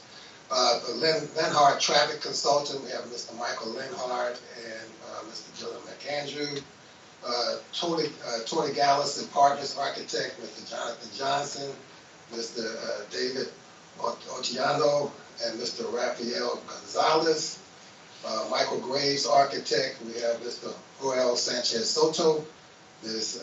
Demetria Odiomito, and Mr. Sean Picon. From the Drummond Projects Architect, we have Ms. Alicia Dolabali, Ms. Muriel Perot, and Mr. Jimmy Drummond III. The three architects, my page just dropped. The landscape architects, we have Ms. Adrienne McCrary, Mr. Joe Anderson, and Ms. Meredith Berry. From the Vico Capital Civil Engineers, Mr. Kareem Mack and Mr. Vincent Merkel. From the west side of Cusicle, we have Mr. John Roberti and Mr. Sule Dadar. The Bazzuto Group was represented by Mr. Brady Davido, Ms. Christine Wu, and Mr. John Hide. And lastly, the law firm of Shipfield Horn, we have the land planners, Mr. Andrew Shelley and Mr. John Ferrante. So those are a lot of names I just called out. And to bring out the quality and the excellence in this project, the applicant engaged in all these businesses and individuals who all in one way or another interacted with park and planning staff to bring us to where we are here today. Before I go any further, though, I would want to acknowledge and thank the park and planning staff for the many hours of meetings and communications with the applicant and their team. Ms. Mang's son has been just fantastic working with us in this project. Ms. Ho-John Garland and Ms. Sherry Connor, both, as usual, have been exemplary and have extended themselves with their time and expertise in not only coordinating referrals and reviews for our various departments within park and planning, but with outside agencies and various other county government and quasi-governmental agencies. As a result, the applicant is honored to acknowledge that he supports the staff recommendation of approval in this detailed site plan and accompanying TCP and agree with the findings of facts and conclusions as outlined and conditions as outlined in this staff report, with only a few slight modifications to which the conditions as outlined in applicant's exhibit number 2, which I'm going to talk about just briefly in a second. The flower video that you saw this morning gave a great opportunity to see what the future of downtown Largo is going to be, its potential. In fact, when I was listening to the AI voice in the video, I realized it covered half of my talk here, so I'm going to cut myself short here very quickly. With the 9 acres of location being from the county government center, this location is within a very short walk of the Largo Metro, extremely close to the regional hospital center, close to restaurants and sites and the boulevard, walking distance from the park and planning headquarters, and with all that, the promenade in Lotsville would be a premier residential and commercial convenient haven and destination to those who will soon seek it. 3 distinct individually developed multifamily buildings. I wanted to point that out because the Banneker team could have hired an architect and say, come, let's build it. But they hired 3 different ones, 3 different companies to come and develop to bring a diverse look within this downtown Largo with all these unique architectural styles. They all will have 6 stories in height and will be, they all will have available studios, 1, 2, and 3 bedroom units, showing a diversity of group of occupants. All buildings will meet and in fact exceed the green building standard requirements for residential units. But 2 of the buildings will be mixed use with restaurant and or a grocery store proposed to be located along the Lotsford Road and within the beautiful plaza planned in the middle of the site. Both buildings will have a swimming pool, fitness room, plethora of indoor and outdoor amenities for the residents. The 3rd building will be residential only, but we have the same high-quality indoor amenities within the ground floor, 15 high ceilings and other outdoor courtyard matters, including waste stations, as we mentioned. These amenities for all 3 buildings will be located conveniently and interact with that plaza, and the plaza's recreation will include outdoor seating, plenty of passive recreation, and a host of other amenities and programs. Though the project is developed as a Metro Transit-oriented development, the site will have plenty of garage parking for vehicles for all 3 buildings, as well as available on-street parking for quick access for retail, including ride-share services. The street improvements were designed consistent with the countywide transportation improvement plan by being designed in accordance with the county's urban street standards. Development provides continuous sidewalks along both Lotsford Road and McCormick Drive, all of which are, of course, ADA compliant. There are fewer travel lanes established for Lotsford Road designed to slow down speeds so that the wider sidewalks can be, as well as greater bicycle can be accommodated. In fact, Lotsford Road will be designed with an 11-foot wide and a 10-foot wide travel lane, 1 bus stop with 8-foot parking lane, a 6-foot 5 wide buffer bicycle lane, and 10-foot sidewalk. These requirements to address transportation guidelines necessitated a request for the applicant to file an alternative compliant to the landscape buffering section of 4.0 landscape manual, which you heard Ms. Sun mention earlier that we requested and they concur with. The applicant took great care with its acoustical analysis to make sure the residential units and the general area of the site will meet all the noise level requirements and for peaceful existence in an urban area. And the analysis of the lighting and photometrics were done carefully to design to prevent any excessive illumination or any light spillover from the site. Mr. Vice Chair, members of the Planning Board, it's indeed an honor to be able to present this creative downtown Lago project for you this morning. As I stated before, the applicant agrees with the staff report and the conditions therein. We have proposed that applicant, although it may be listed as applicant's exhibit 1 or 2, I think they mentioned this 2, so I'm going to refer to it as applicant exhibit 2. And it briefly describes the conditions and the amendments that we are proposing for it. And it's very simple. Applicants, the revised conditions deal with condition 1, G, J, and L. We're asking condition 1G to strike the word building A from the requirements that the request and the condition has already been done. And condition 1J, we're asking that the word on-site be stricken because the on-site improvement has already been shown. Condition 1L clarifies that pedestrian cross access will be accompanied by extending an internal sidewalk from the crosswalk in the middle of the site to the property line on lot 41. Condition 3 and 4 were stricken, but actually rewritten as condition 3, A and B, and it addressed the conditions that were set forth in previous condition 4. With all of that, Mr. Vice Chair, members of the Council, we're certainly enthusiastically excited about this project and looking forward to moving forward. We ask that you would adopt the approval of the detailed site plan. I was going old school say DSP, but detailed site plan, TCP2, and the AC alternative compliance for this application for the promenade at Lotsford. If there are any questions, we have the whole team here, again, including the applicant themselves. Thank you. Thank you, Mr. Arthur. Staff, are you in agreement with the? Yes, that is agree with the revised condition. Yeah, I feel too. And the deletions.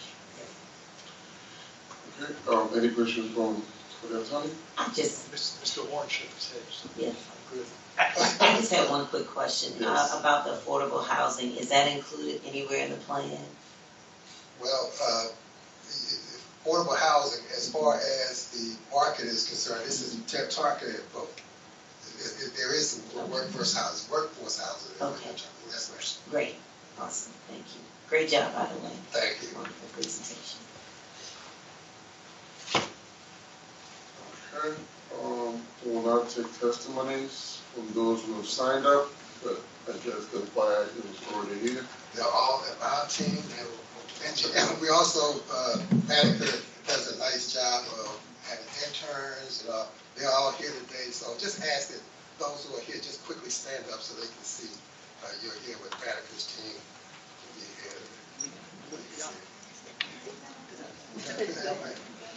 We're learning a lot.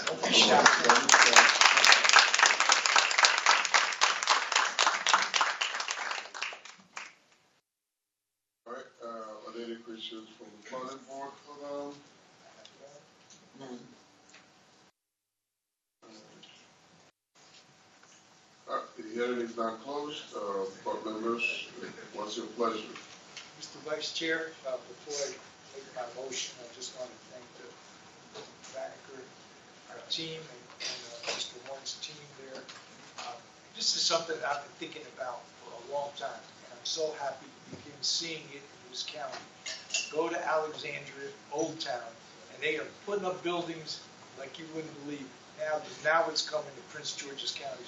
So I want to thank you personally for this, because I think it's well needed, and I'm happy Metro is finally understanding the importance of traffic or transit-oriented development, and it's coming to our county. With that said, I move that we adopt the findings and recommendations of staff and approve detailed site plan DET 2022-004 Promenade at Lotswood, as well as Type 2 Tree Conservation Plan TCP 2-2026-0023 and Alternative Compliance ACL 2026-0003, subject to the revisions of findings 3D1 as read into the record by staff, and is with modifications to conditions 1G, 1J, 1L, and condition 3, and the deletion of condition 4 as shown in applicant's exhibit number 2. A second. All right, we have we have a motion by Commissioner Gerardo and a second by Commissioner Matthews. We'll now call the roll. Commissioner Gerardo? I vote aye. Commissioner Matthews? I vote aye. And I vote aye as well. I'd like to commend you for the job well done. The presentation was great. And as we continue to make the Judges County destination of choice, we look forward to having a lot of people arrive to the Lago downtown center. Right? And make sure that we'll have a dog. Thank you very much. Congratulations. Thank you very much.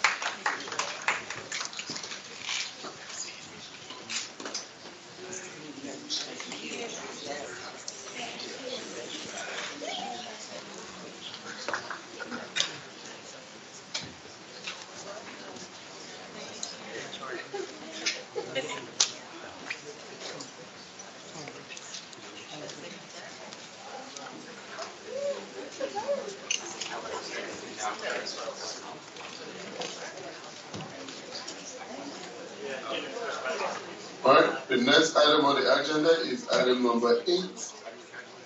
Community Planning Division, PMAT, Planning Assistance for Municipalities and Communities Program. We will now hear from staff. Good morning, Mr. Vice Chair and members of the Planning Board. For the record, This is Dan Sims, and I'm here with my colleague Connie Klein, who's the PMC Outreach Projects Coordinator, and I'm the program. The Planning Board approved 4 PMC projects in December 2024, and 3 in June 2025. Today's staff will provide an update on 4 recently completed projects and present 5 new projects for funds released from the approved fiscal year 2026 Planning Assistance to Municipalities and Communities Program budget. Next slide. A long-standing program, PMC was reinvigorated in 2018 with annual funding by the County Council. Over $2.5 million has been invested since then on 34 projects, many undertaken using consultant expertise. These short-term projects produce timely plans and studies for the subjects that municipalities, communities, and organizations are interested in most. Next slide, please. There are currently 9 active PMC projects. PMC funding is available to 26 municipalities as well as unincorporated areas throughout the county, represented by community groups and civic or business associations. Next slide, please.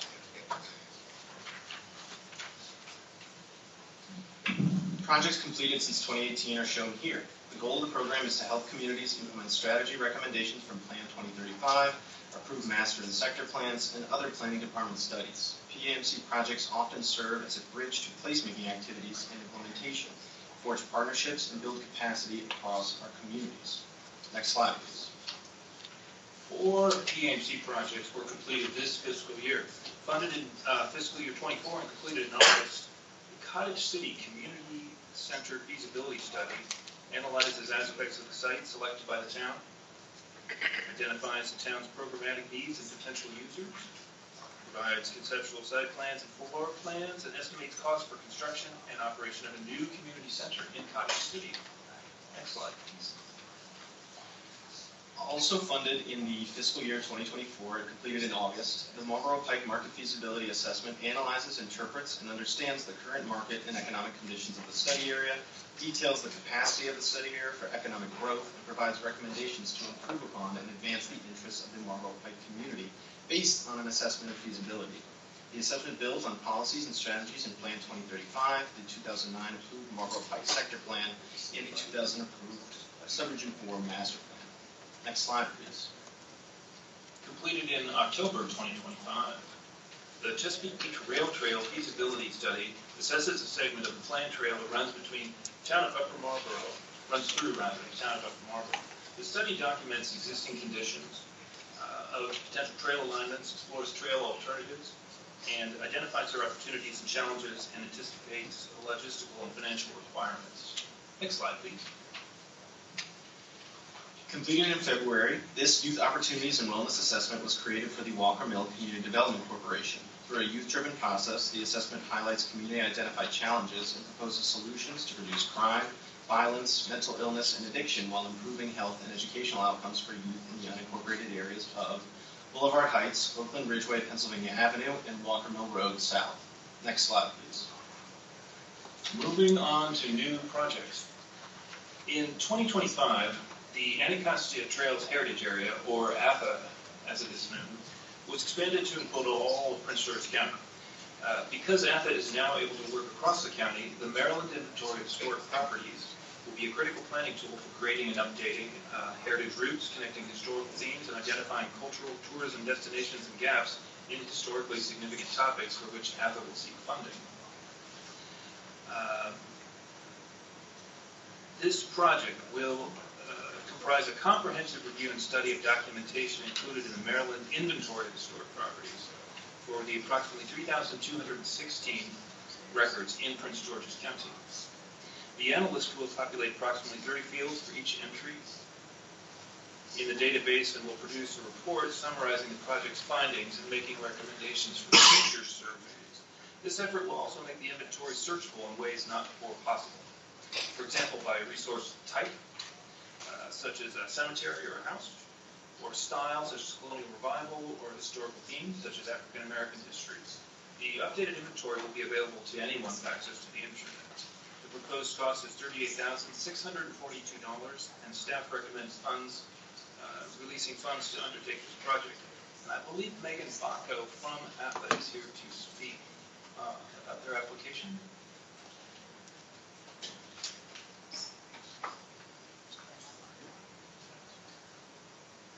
I am here. Great. Am I able to speak on this now? Yeah. Oh, wonderful. Well, thank you very much for supporting the PAMC program. It's been a fantastic resource for my small preservation nonprofit called Anacostia Trails Heritage Area. We have 2 full-time staff, and PAMC has just been fantastic to work with on this and several projects. So for many of us on the call, one of the first things we do when we hear about a new historic property or a community member asks us about something, we go to look at the MIHP form on the Maryland Historical Trust website. That is very common across the state. I came to find out that MHT was going through a statewide review, county by county, of the existing MIHP forms, and that Prince George's County had not been completed in about 8 years of that project going on. So this was an opportunity for me to say, we need this information. It will help us with a countywide report. It will help us also complete the state level review, and that's just a fantastic amount of information. One thing I wanted to point out just as an example of how this will directly affect planning and preservation in Prince George's County is working on a project where I looked up an MIHP form from approximately the late 70s and early 80s, and essentially there was a footnote.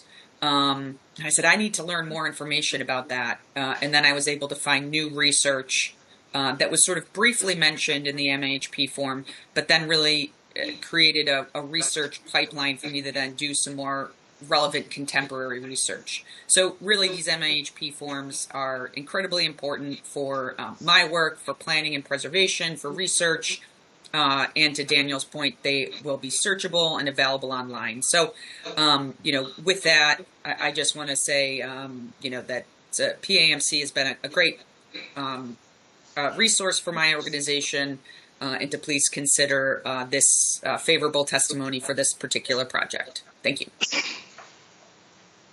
Thank you. Thanks. Megan, next slide, please. Forest Heights has a current population of approximately 2,658 people. The 21-acre mixed-use development National View is expected to increase the town's population by at least 60%. As the board knows, the town of Forest Heights strongly supports this development as it will diversify their long-term revenue base, provide housing options to allow residents to remain in the community as their needs change. However, demands on facilities and services controlled by the town remain to be determined.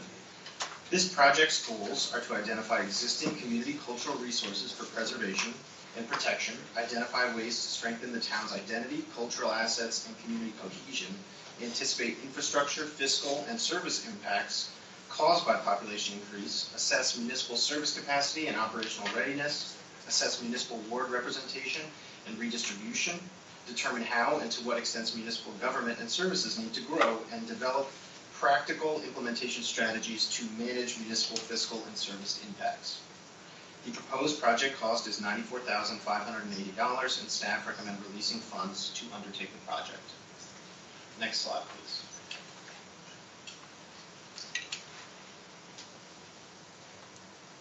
The City of Mount Rainier has determined that it is in need of a strategic action plan. This planning project will set goals and provide actionable strategies to promote and prioritize economic development, achieve job growth, increase public safety, strengthen emergency preparedness, adopt environmentally sustainable practices, act on climate change, improve infrastructure and transportation, conduct good governance and citizen engagement, and enhance the overall quality of life for everyone in Mount Rainier. The final strategic action plan will serve as a practical implementation-oriented guide that enables the city to move from vision to action, providing city leaders and staff with clear priorities, timelines, and tools to advance community goals.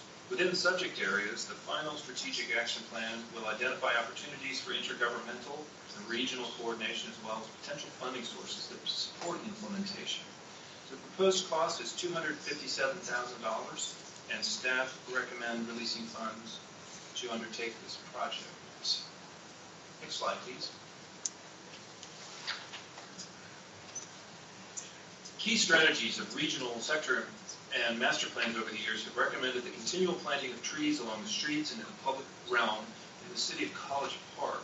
In addition, the city completed a tree canopy study in 2023 that concluded their urban forest is under threat, and that a ground-based inventory is essential to reversing that trend.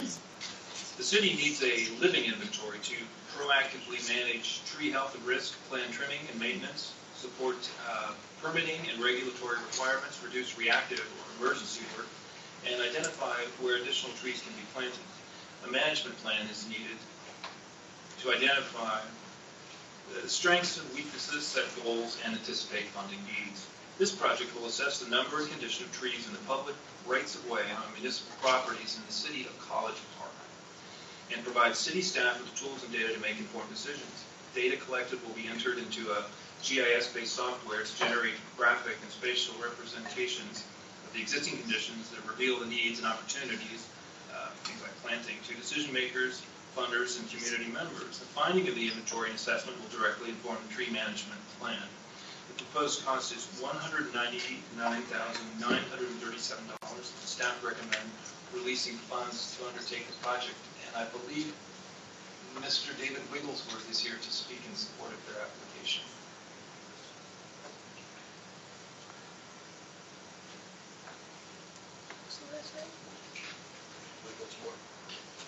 Hello, my name's David Wigglesworth. Can you hear me? Yes. Hi, I'm the city arborist in College Park, and this project will greatly enhance the capability of the city Department of Public Works to efficiently manage the street trees on the public right-of-ways and city parks, and it will enhance the public's enjoyment and provide additional capabilities for us to plan our maintenance of the city's trees and in right-of-ways and parks. Thank you for the opportunity to present with the planning board. Thank you, Mr. Wigglesworth. Next slide, please. The Cavalier Cavalet Track Club, also known as CCTC, was established in 1968 and currently has 45 member athletes, 3 of whom are shown on this slide. The majority of CCTC athletes reside in the southern, central, and inner beltway areas of the county, depending on the season. CCTC members train 2 to 4 days a week, over an hour each day.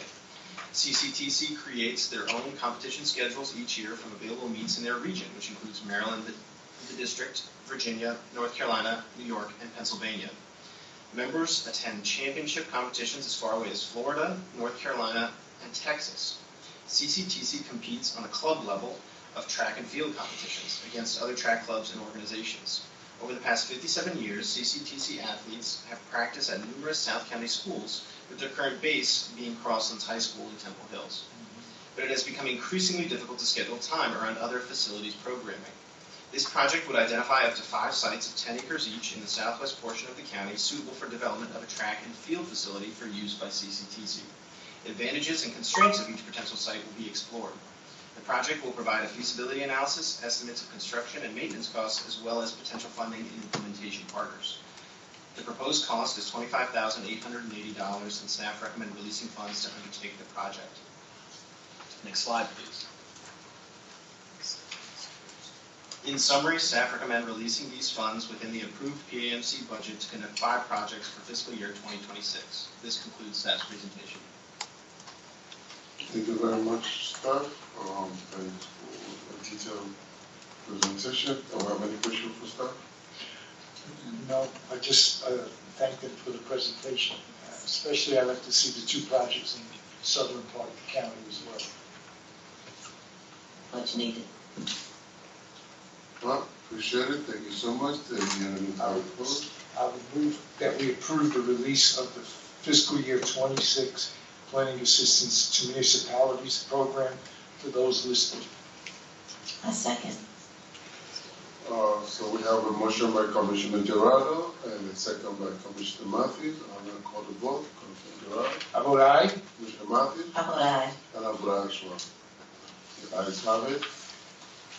The next item on the agenda is item number 9, Office of the Planning Director, legislative drafting request, LDR-96-2026.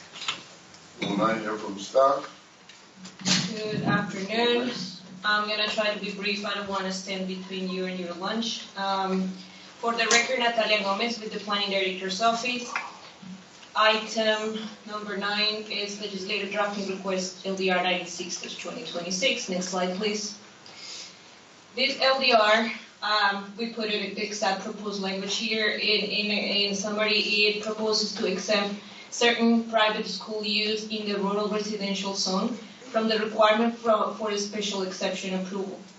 The amendment would permit to qualify private school uses by right under specific circumstances that are listed here in the residential rural zone. Next slide, please. Next slide, please. So in general, when the planning department was reviewing this LDR, we couldn't identify a public policy justification for this proposal, and we couldn't find any supporting data that explains why the need for exempting private schools from the special exception requirement. However, the department understands that private schools are an institutional use that are inherent to the communities, and sometimes they coexist together. We just wanted to have additional information to understand what's the public policy behind. And more importantly,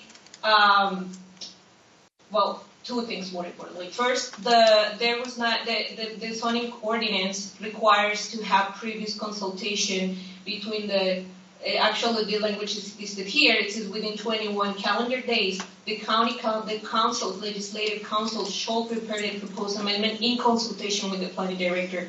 This step in the legislative process did not happen. And normally this is where we lay out, we try to identify the public policy and help the bill sponsor to draft a more comprehensive and beneficial bill. However, in this LDR, it did not happen. So we wanted to highlight that.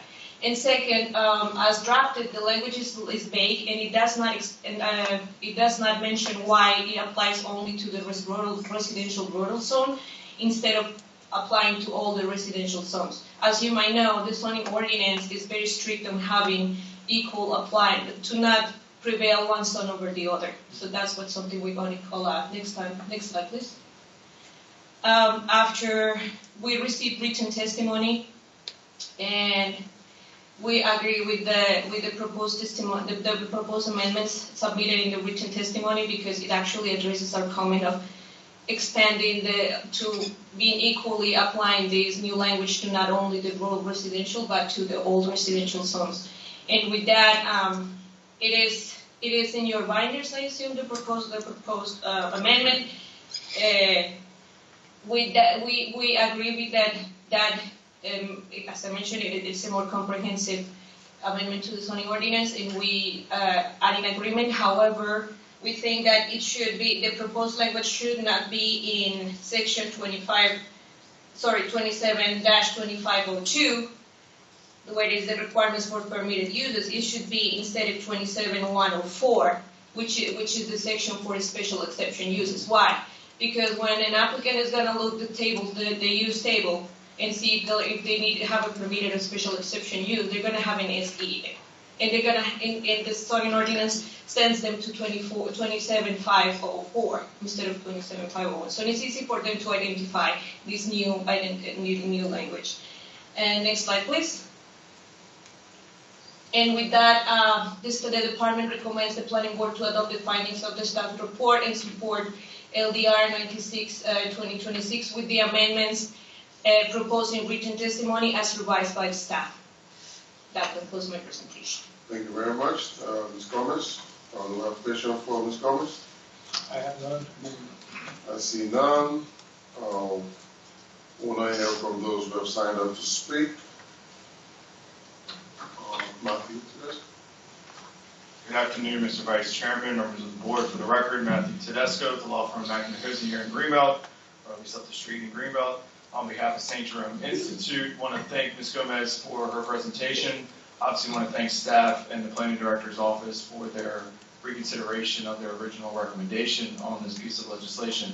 I don't want to speak for the sponsor, but I will just state that potentially the lack or the miscommunication may have been just from the transition from one council member to another. This effort was initiated with Councilmember Watson, who now is no longer a council member, and now Councilmember Adams has kind of picked up the flag. And so that could explain some of the back and forth or the lack thereof. But we will continue to endeavor to work with both your staff as well as the council staff with respect to this council bill should it move forward. St. Jerome Institute is an independent Catholic school founded in 2018, currently operates in Washington, D.C., but with roots in Prince George's County. It serves students throughout the region, including many families within the county.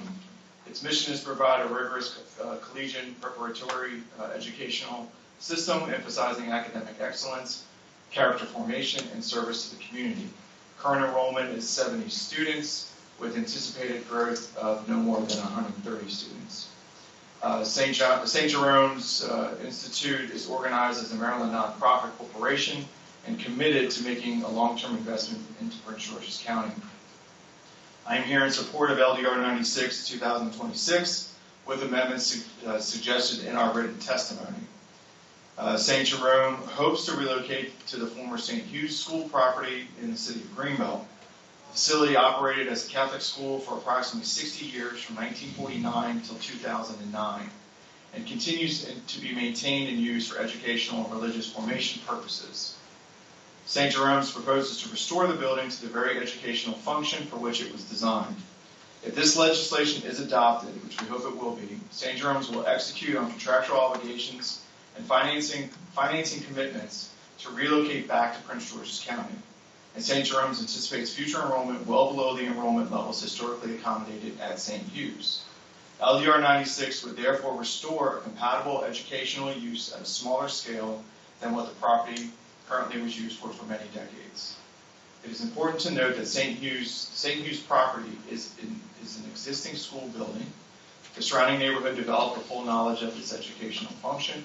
The parking, circulation patterns, building placement, and site design were all established to support the school. And requiring a special exception to restore a historic school use on a historic school site does not meaningfully advance any planning objective. Staff acknowledged here and in other recent LDRs that eliminating the special exception requirement can reduce time, cost, and unpredictability in the development process, and notes that such streamlining is consistent with the recommendations found in Plan 2035. This legislation also serves an important public purpose. Prince George's County benefits when legacy educational facilities are reactivated rather than left vacant and underutilized. These properties support neighborhood stability, preserve community institutions, encourage private investment, and provide educational opportunities for county families. LDR 96 is not about creating a shortcut for new development. It is about creating a reasonable pathway for the reuse of long-established school facilities that have already demonstrated decades of successful compatibility with their communities. For these reasons, on behalf of St. Jerome Institute, we respectfully request the Planning Board to recommend approval of LDR 96, together with the proposed amendments as outlined in our written testimony and supported by staff. Thank you so much. Thank you so much, Matthew. Are there any questions for the Planning Board? I have none. I see none. Commissioners, was a pleasure. Mr. Vice Chair, I move that we adopt the recommendations of staff and transmit comments to the County Council supporting LDR 96 2026 with amendments and as revised by staff in our oral testimony. I second. We have a motion by Commissioner Gerardo and second by Commissioner Matthews. I'll call the roll. Commissioner Gerardo. I vote aye. Commissioner Matthews. I vote aye. I vote aye as well. And the ayes have it. Next on the item agenda is item number 10, Office of the Planning Director. It's David drafting request, LDR 106-2026. Will I hear from staff? Ms. Gomez. Yes, Vice Chair and members of the Planning Board. Hello again, Natalia Gomez for the record. Next slide, please. LDR 106, it has the purpose, which I broke it for easier understanding. It first proposes to amend the intensity and the dimensional standards for places of worship within the residential, rural, state, and residential single-family RSF-95 zones that are located on assemblages of 25 acres or more. Second, amends the definition of place of worship to allow certain uses that support the religious function. And three, modify related standards related to height, lot coverage, stated lighting, and signage. Essentially, this bill is targeting places of worship of 25 acres or more. Next slide, please. As the bill was drafted and transmitted to the Planning Board, we identified that it's extensively long, and its application it will have a very complex application, not only from the Planning Department's perspective by the time of reviewing and understanding how to apply certain parts of the bill, but also we think that future applicants will have issues understanding it. We also have issues understanding why only provided flexibility to 3 specific zones, very similar to the previous slide. And we actually think that it is inconsistent with this, again, with the zoning ordinance purpose and intent to improve compatibility among uses, because it creates an unequal and disparate treatment of similarly situated religious institutions elsewhere in the country. And more importantly, we think that it would be potentially create concerns under constitutional principles, equal protection doctrines, and the Federal Religious Land Use and Institutionalized Persons Act of 2000. The bill, as I mentioned, intends to target places of worship in 3 specific zones. However, when we review it and we want to apply the bill, it actually applies to all zones in the country. So there is a little bit of incompatibility here. Next slide, please. And following up, we didn't identify a nexus or a public policy intention behind the bill. We don't have a background, again, data that makes us understand what is the purpose of this, of the proposal. We don't understand why the threshold of 25 acres. We will not 10 or 20. We did not have a specific public purpose on that. And as I mentioned in the previous bill, we did not have consultation within the 20 days prior to the transmittal of the bill, which again is the time where we have time to iron all these items. Next slide, please. So, actually, can you go back? When we submitted the staff report, the bill sponsor reached out to us, and we had continuous conversations to fulfill all these bullets. And the planning department proposed an alternate bill. We actually drafted the whole new bill, not whole new bill, but we edited and made it and drafted in a way that we think is easier to understand for both the planning, for our reviewers, and for future applicants. We had conversations, and we think that the bill, as we drafted and is transmitted and is in your binders too, it will not only be more equally applied throughout all the zones in the county, but also will be more easier and more effectively to apply. Next slide. One more, please. So with that, actually one slide before. Sorry. So initially we still think we recommended that certain projects, like the one that could beneficiate from this type of legislation, could use other tools that are already existing in the zoning ordinance. We have, for example, the plan development zoning map amendments that already exist and that don't need additional text amendment that we think future applicants could use for bigger projects like 25 acres places of worship. There is a big typo here. There is no LDR 142, so I apologize for that. And then, as I mentioned, we had an alternative draft bill that we revised, and we put at disposition of both the bill sponsor and the board for consideration. Next slide, please. And with that, I recommend the planning board to please revise the findings of the staff report and also the revised draft bill that we're putting for your consideration and support LDR 106-2026 with the amendments in the revised draft. Thank you. So, Great. Any question for I'm staff? sorry, yeah, one area that I want to be clear with. So we're supporting LDR 106 with amendments plus the revised bill? With the amendments in the revised bill. Okay. In the revised bill? In the revised. Okay, thank you. I don't have anything else. All right. We will now hear from Anthony.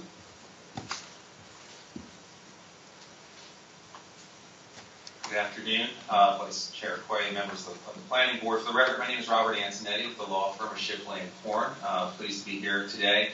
Our firm represents many religious institutions throughout the county, and we're very pleased to support LDR 106-2026 as modified by the staff's amended draft bill that's before you. Places of worship such as churches, temples, mosques, shrines serve a very important component to the fabric of Prince George's County, both culturally, spiritually, and from a charitable perspective.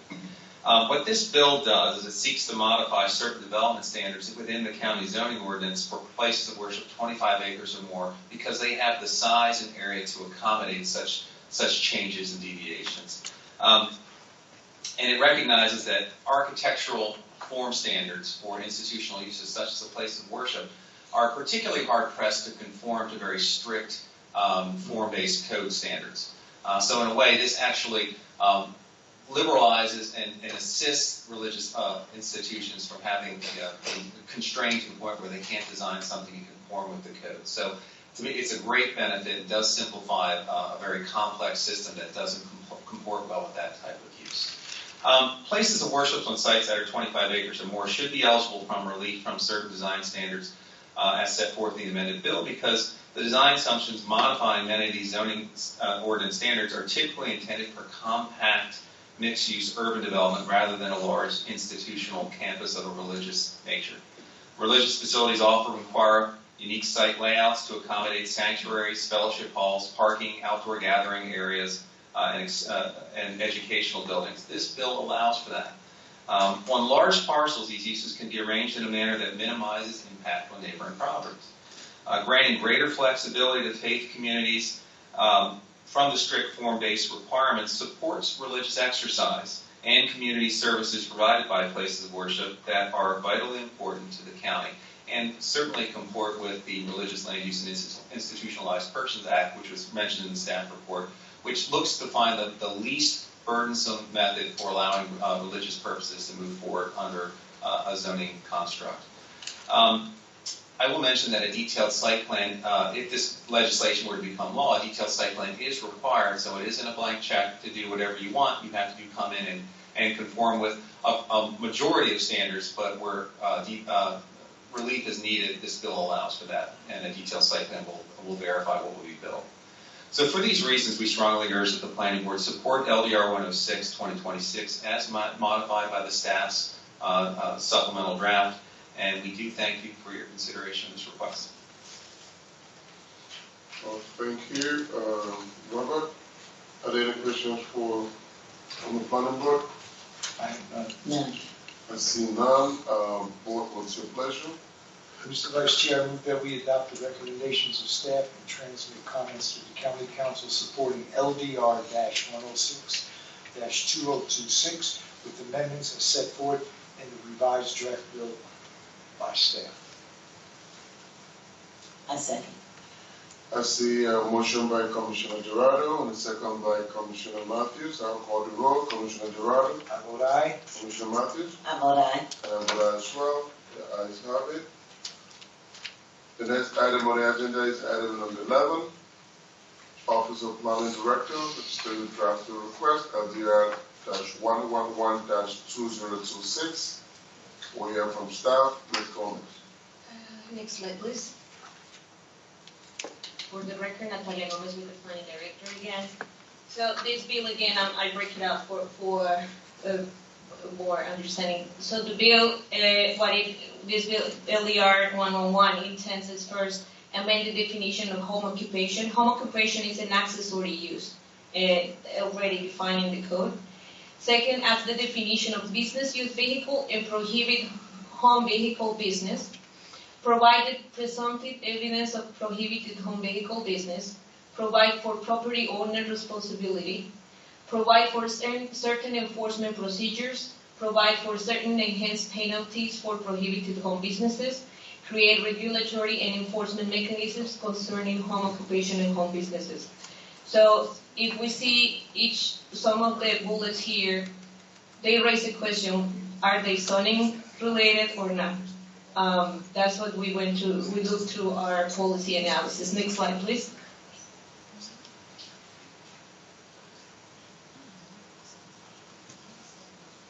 So as I mentioned, this LDR amends the definition of home occupation and extends those business activity that would not be permitted as home occupation. So what it defines is not what includes home occupation, is what is not allowed as home occupation. And it includes that the use of more than 2 business vehicles under certain conditions.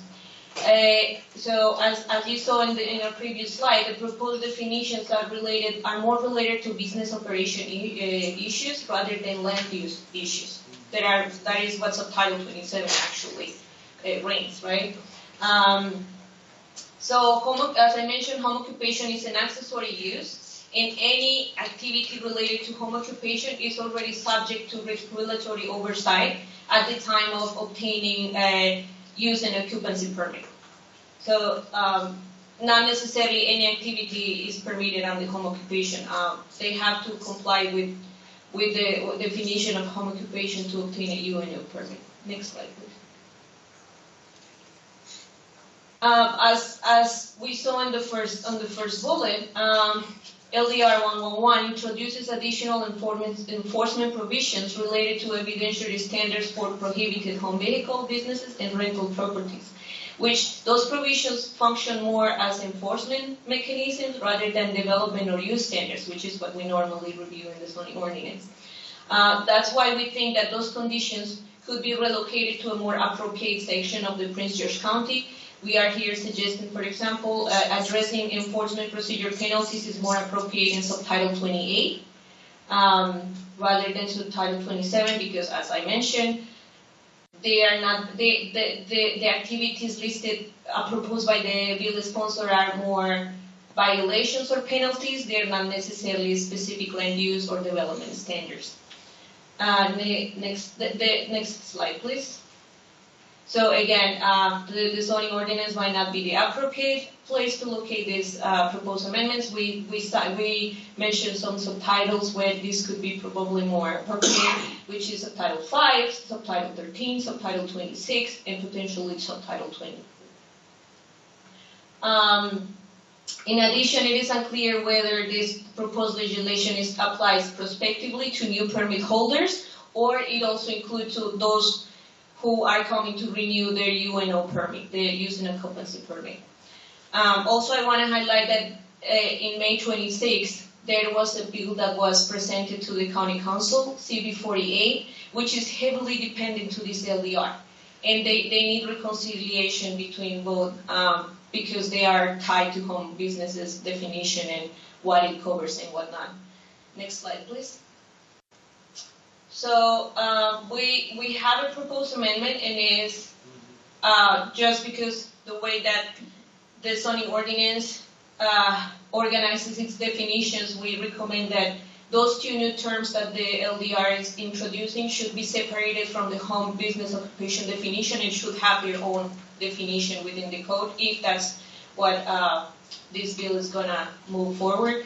But again, we reiterate that the zoning ordinance might not be the best location to regulate the business activities that are included in this bill as it proposes. Next slide, please. And with that, we recommend the planning board to adopt the findings and take no position on LDR 111. Okay, That thank you. concludes my presentation. Thank you very much. So- comments, questions? Yeah, I do have a question. So is the object of this bill to prevent people from operating a motor vehicle repair shop at their home? Is that what it is? So we noticed that this is more a neighborhood nuisance bill in a Right. sense, and it prevents to, first of all, any, the definition is rather long. I'm not gonna read it, it's a 2-page. But what it prevents is essentially businesses and their home use occupation to have more than 2 vehicles. They call it business vehicle, and there is a definition of what constitutes a business vehicle and what not.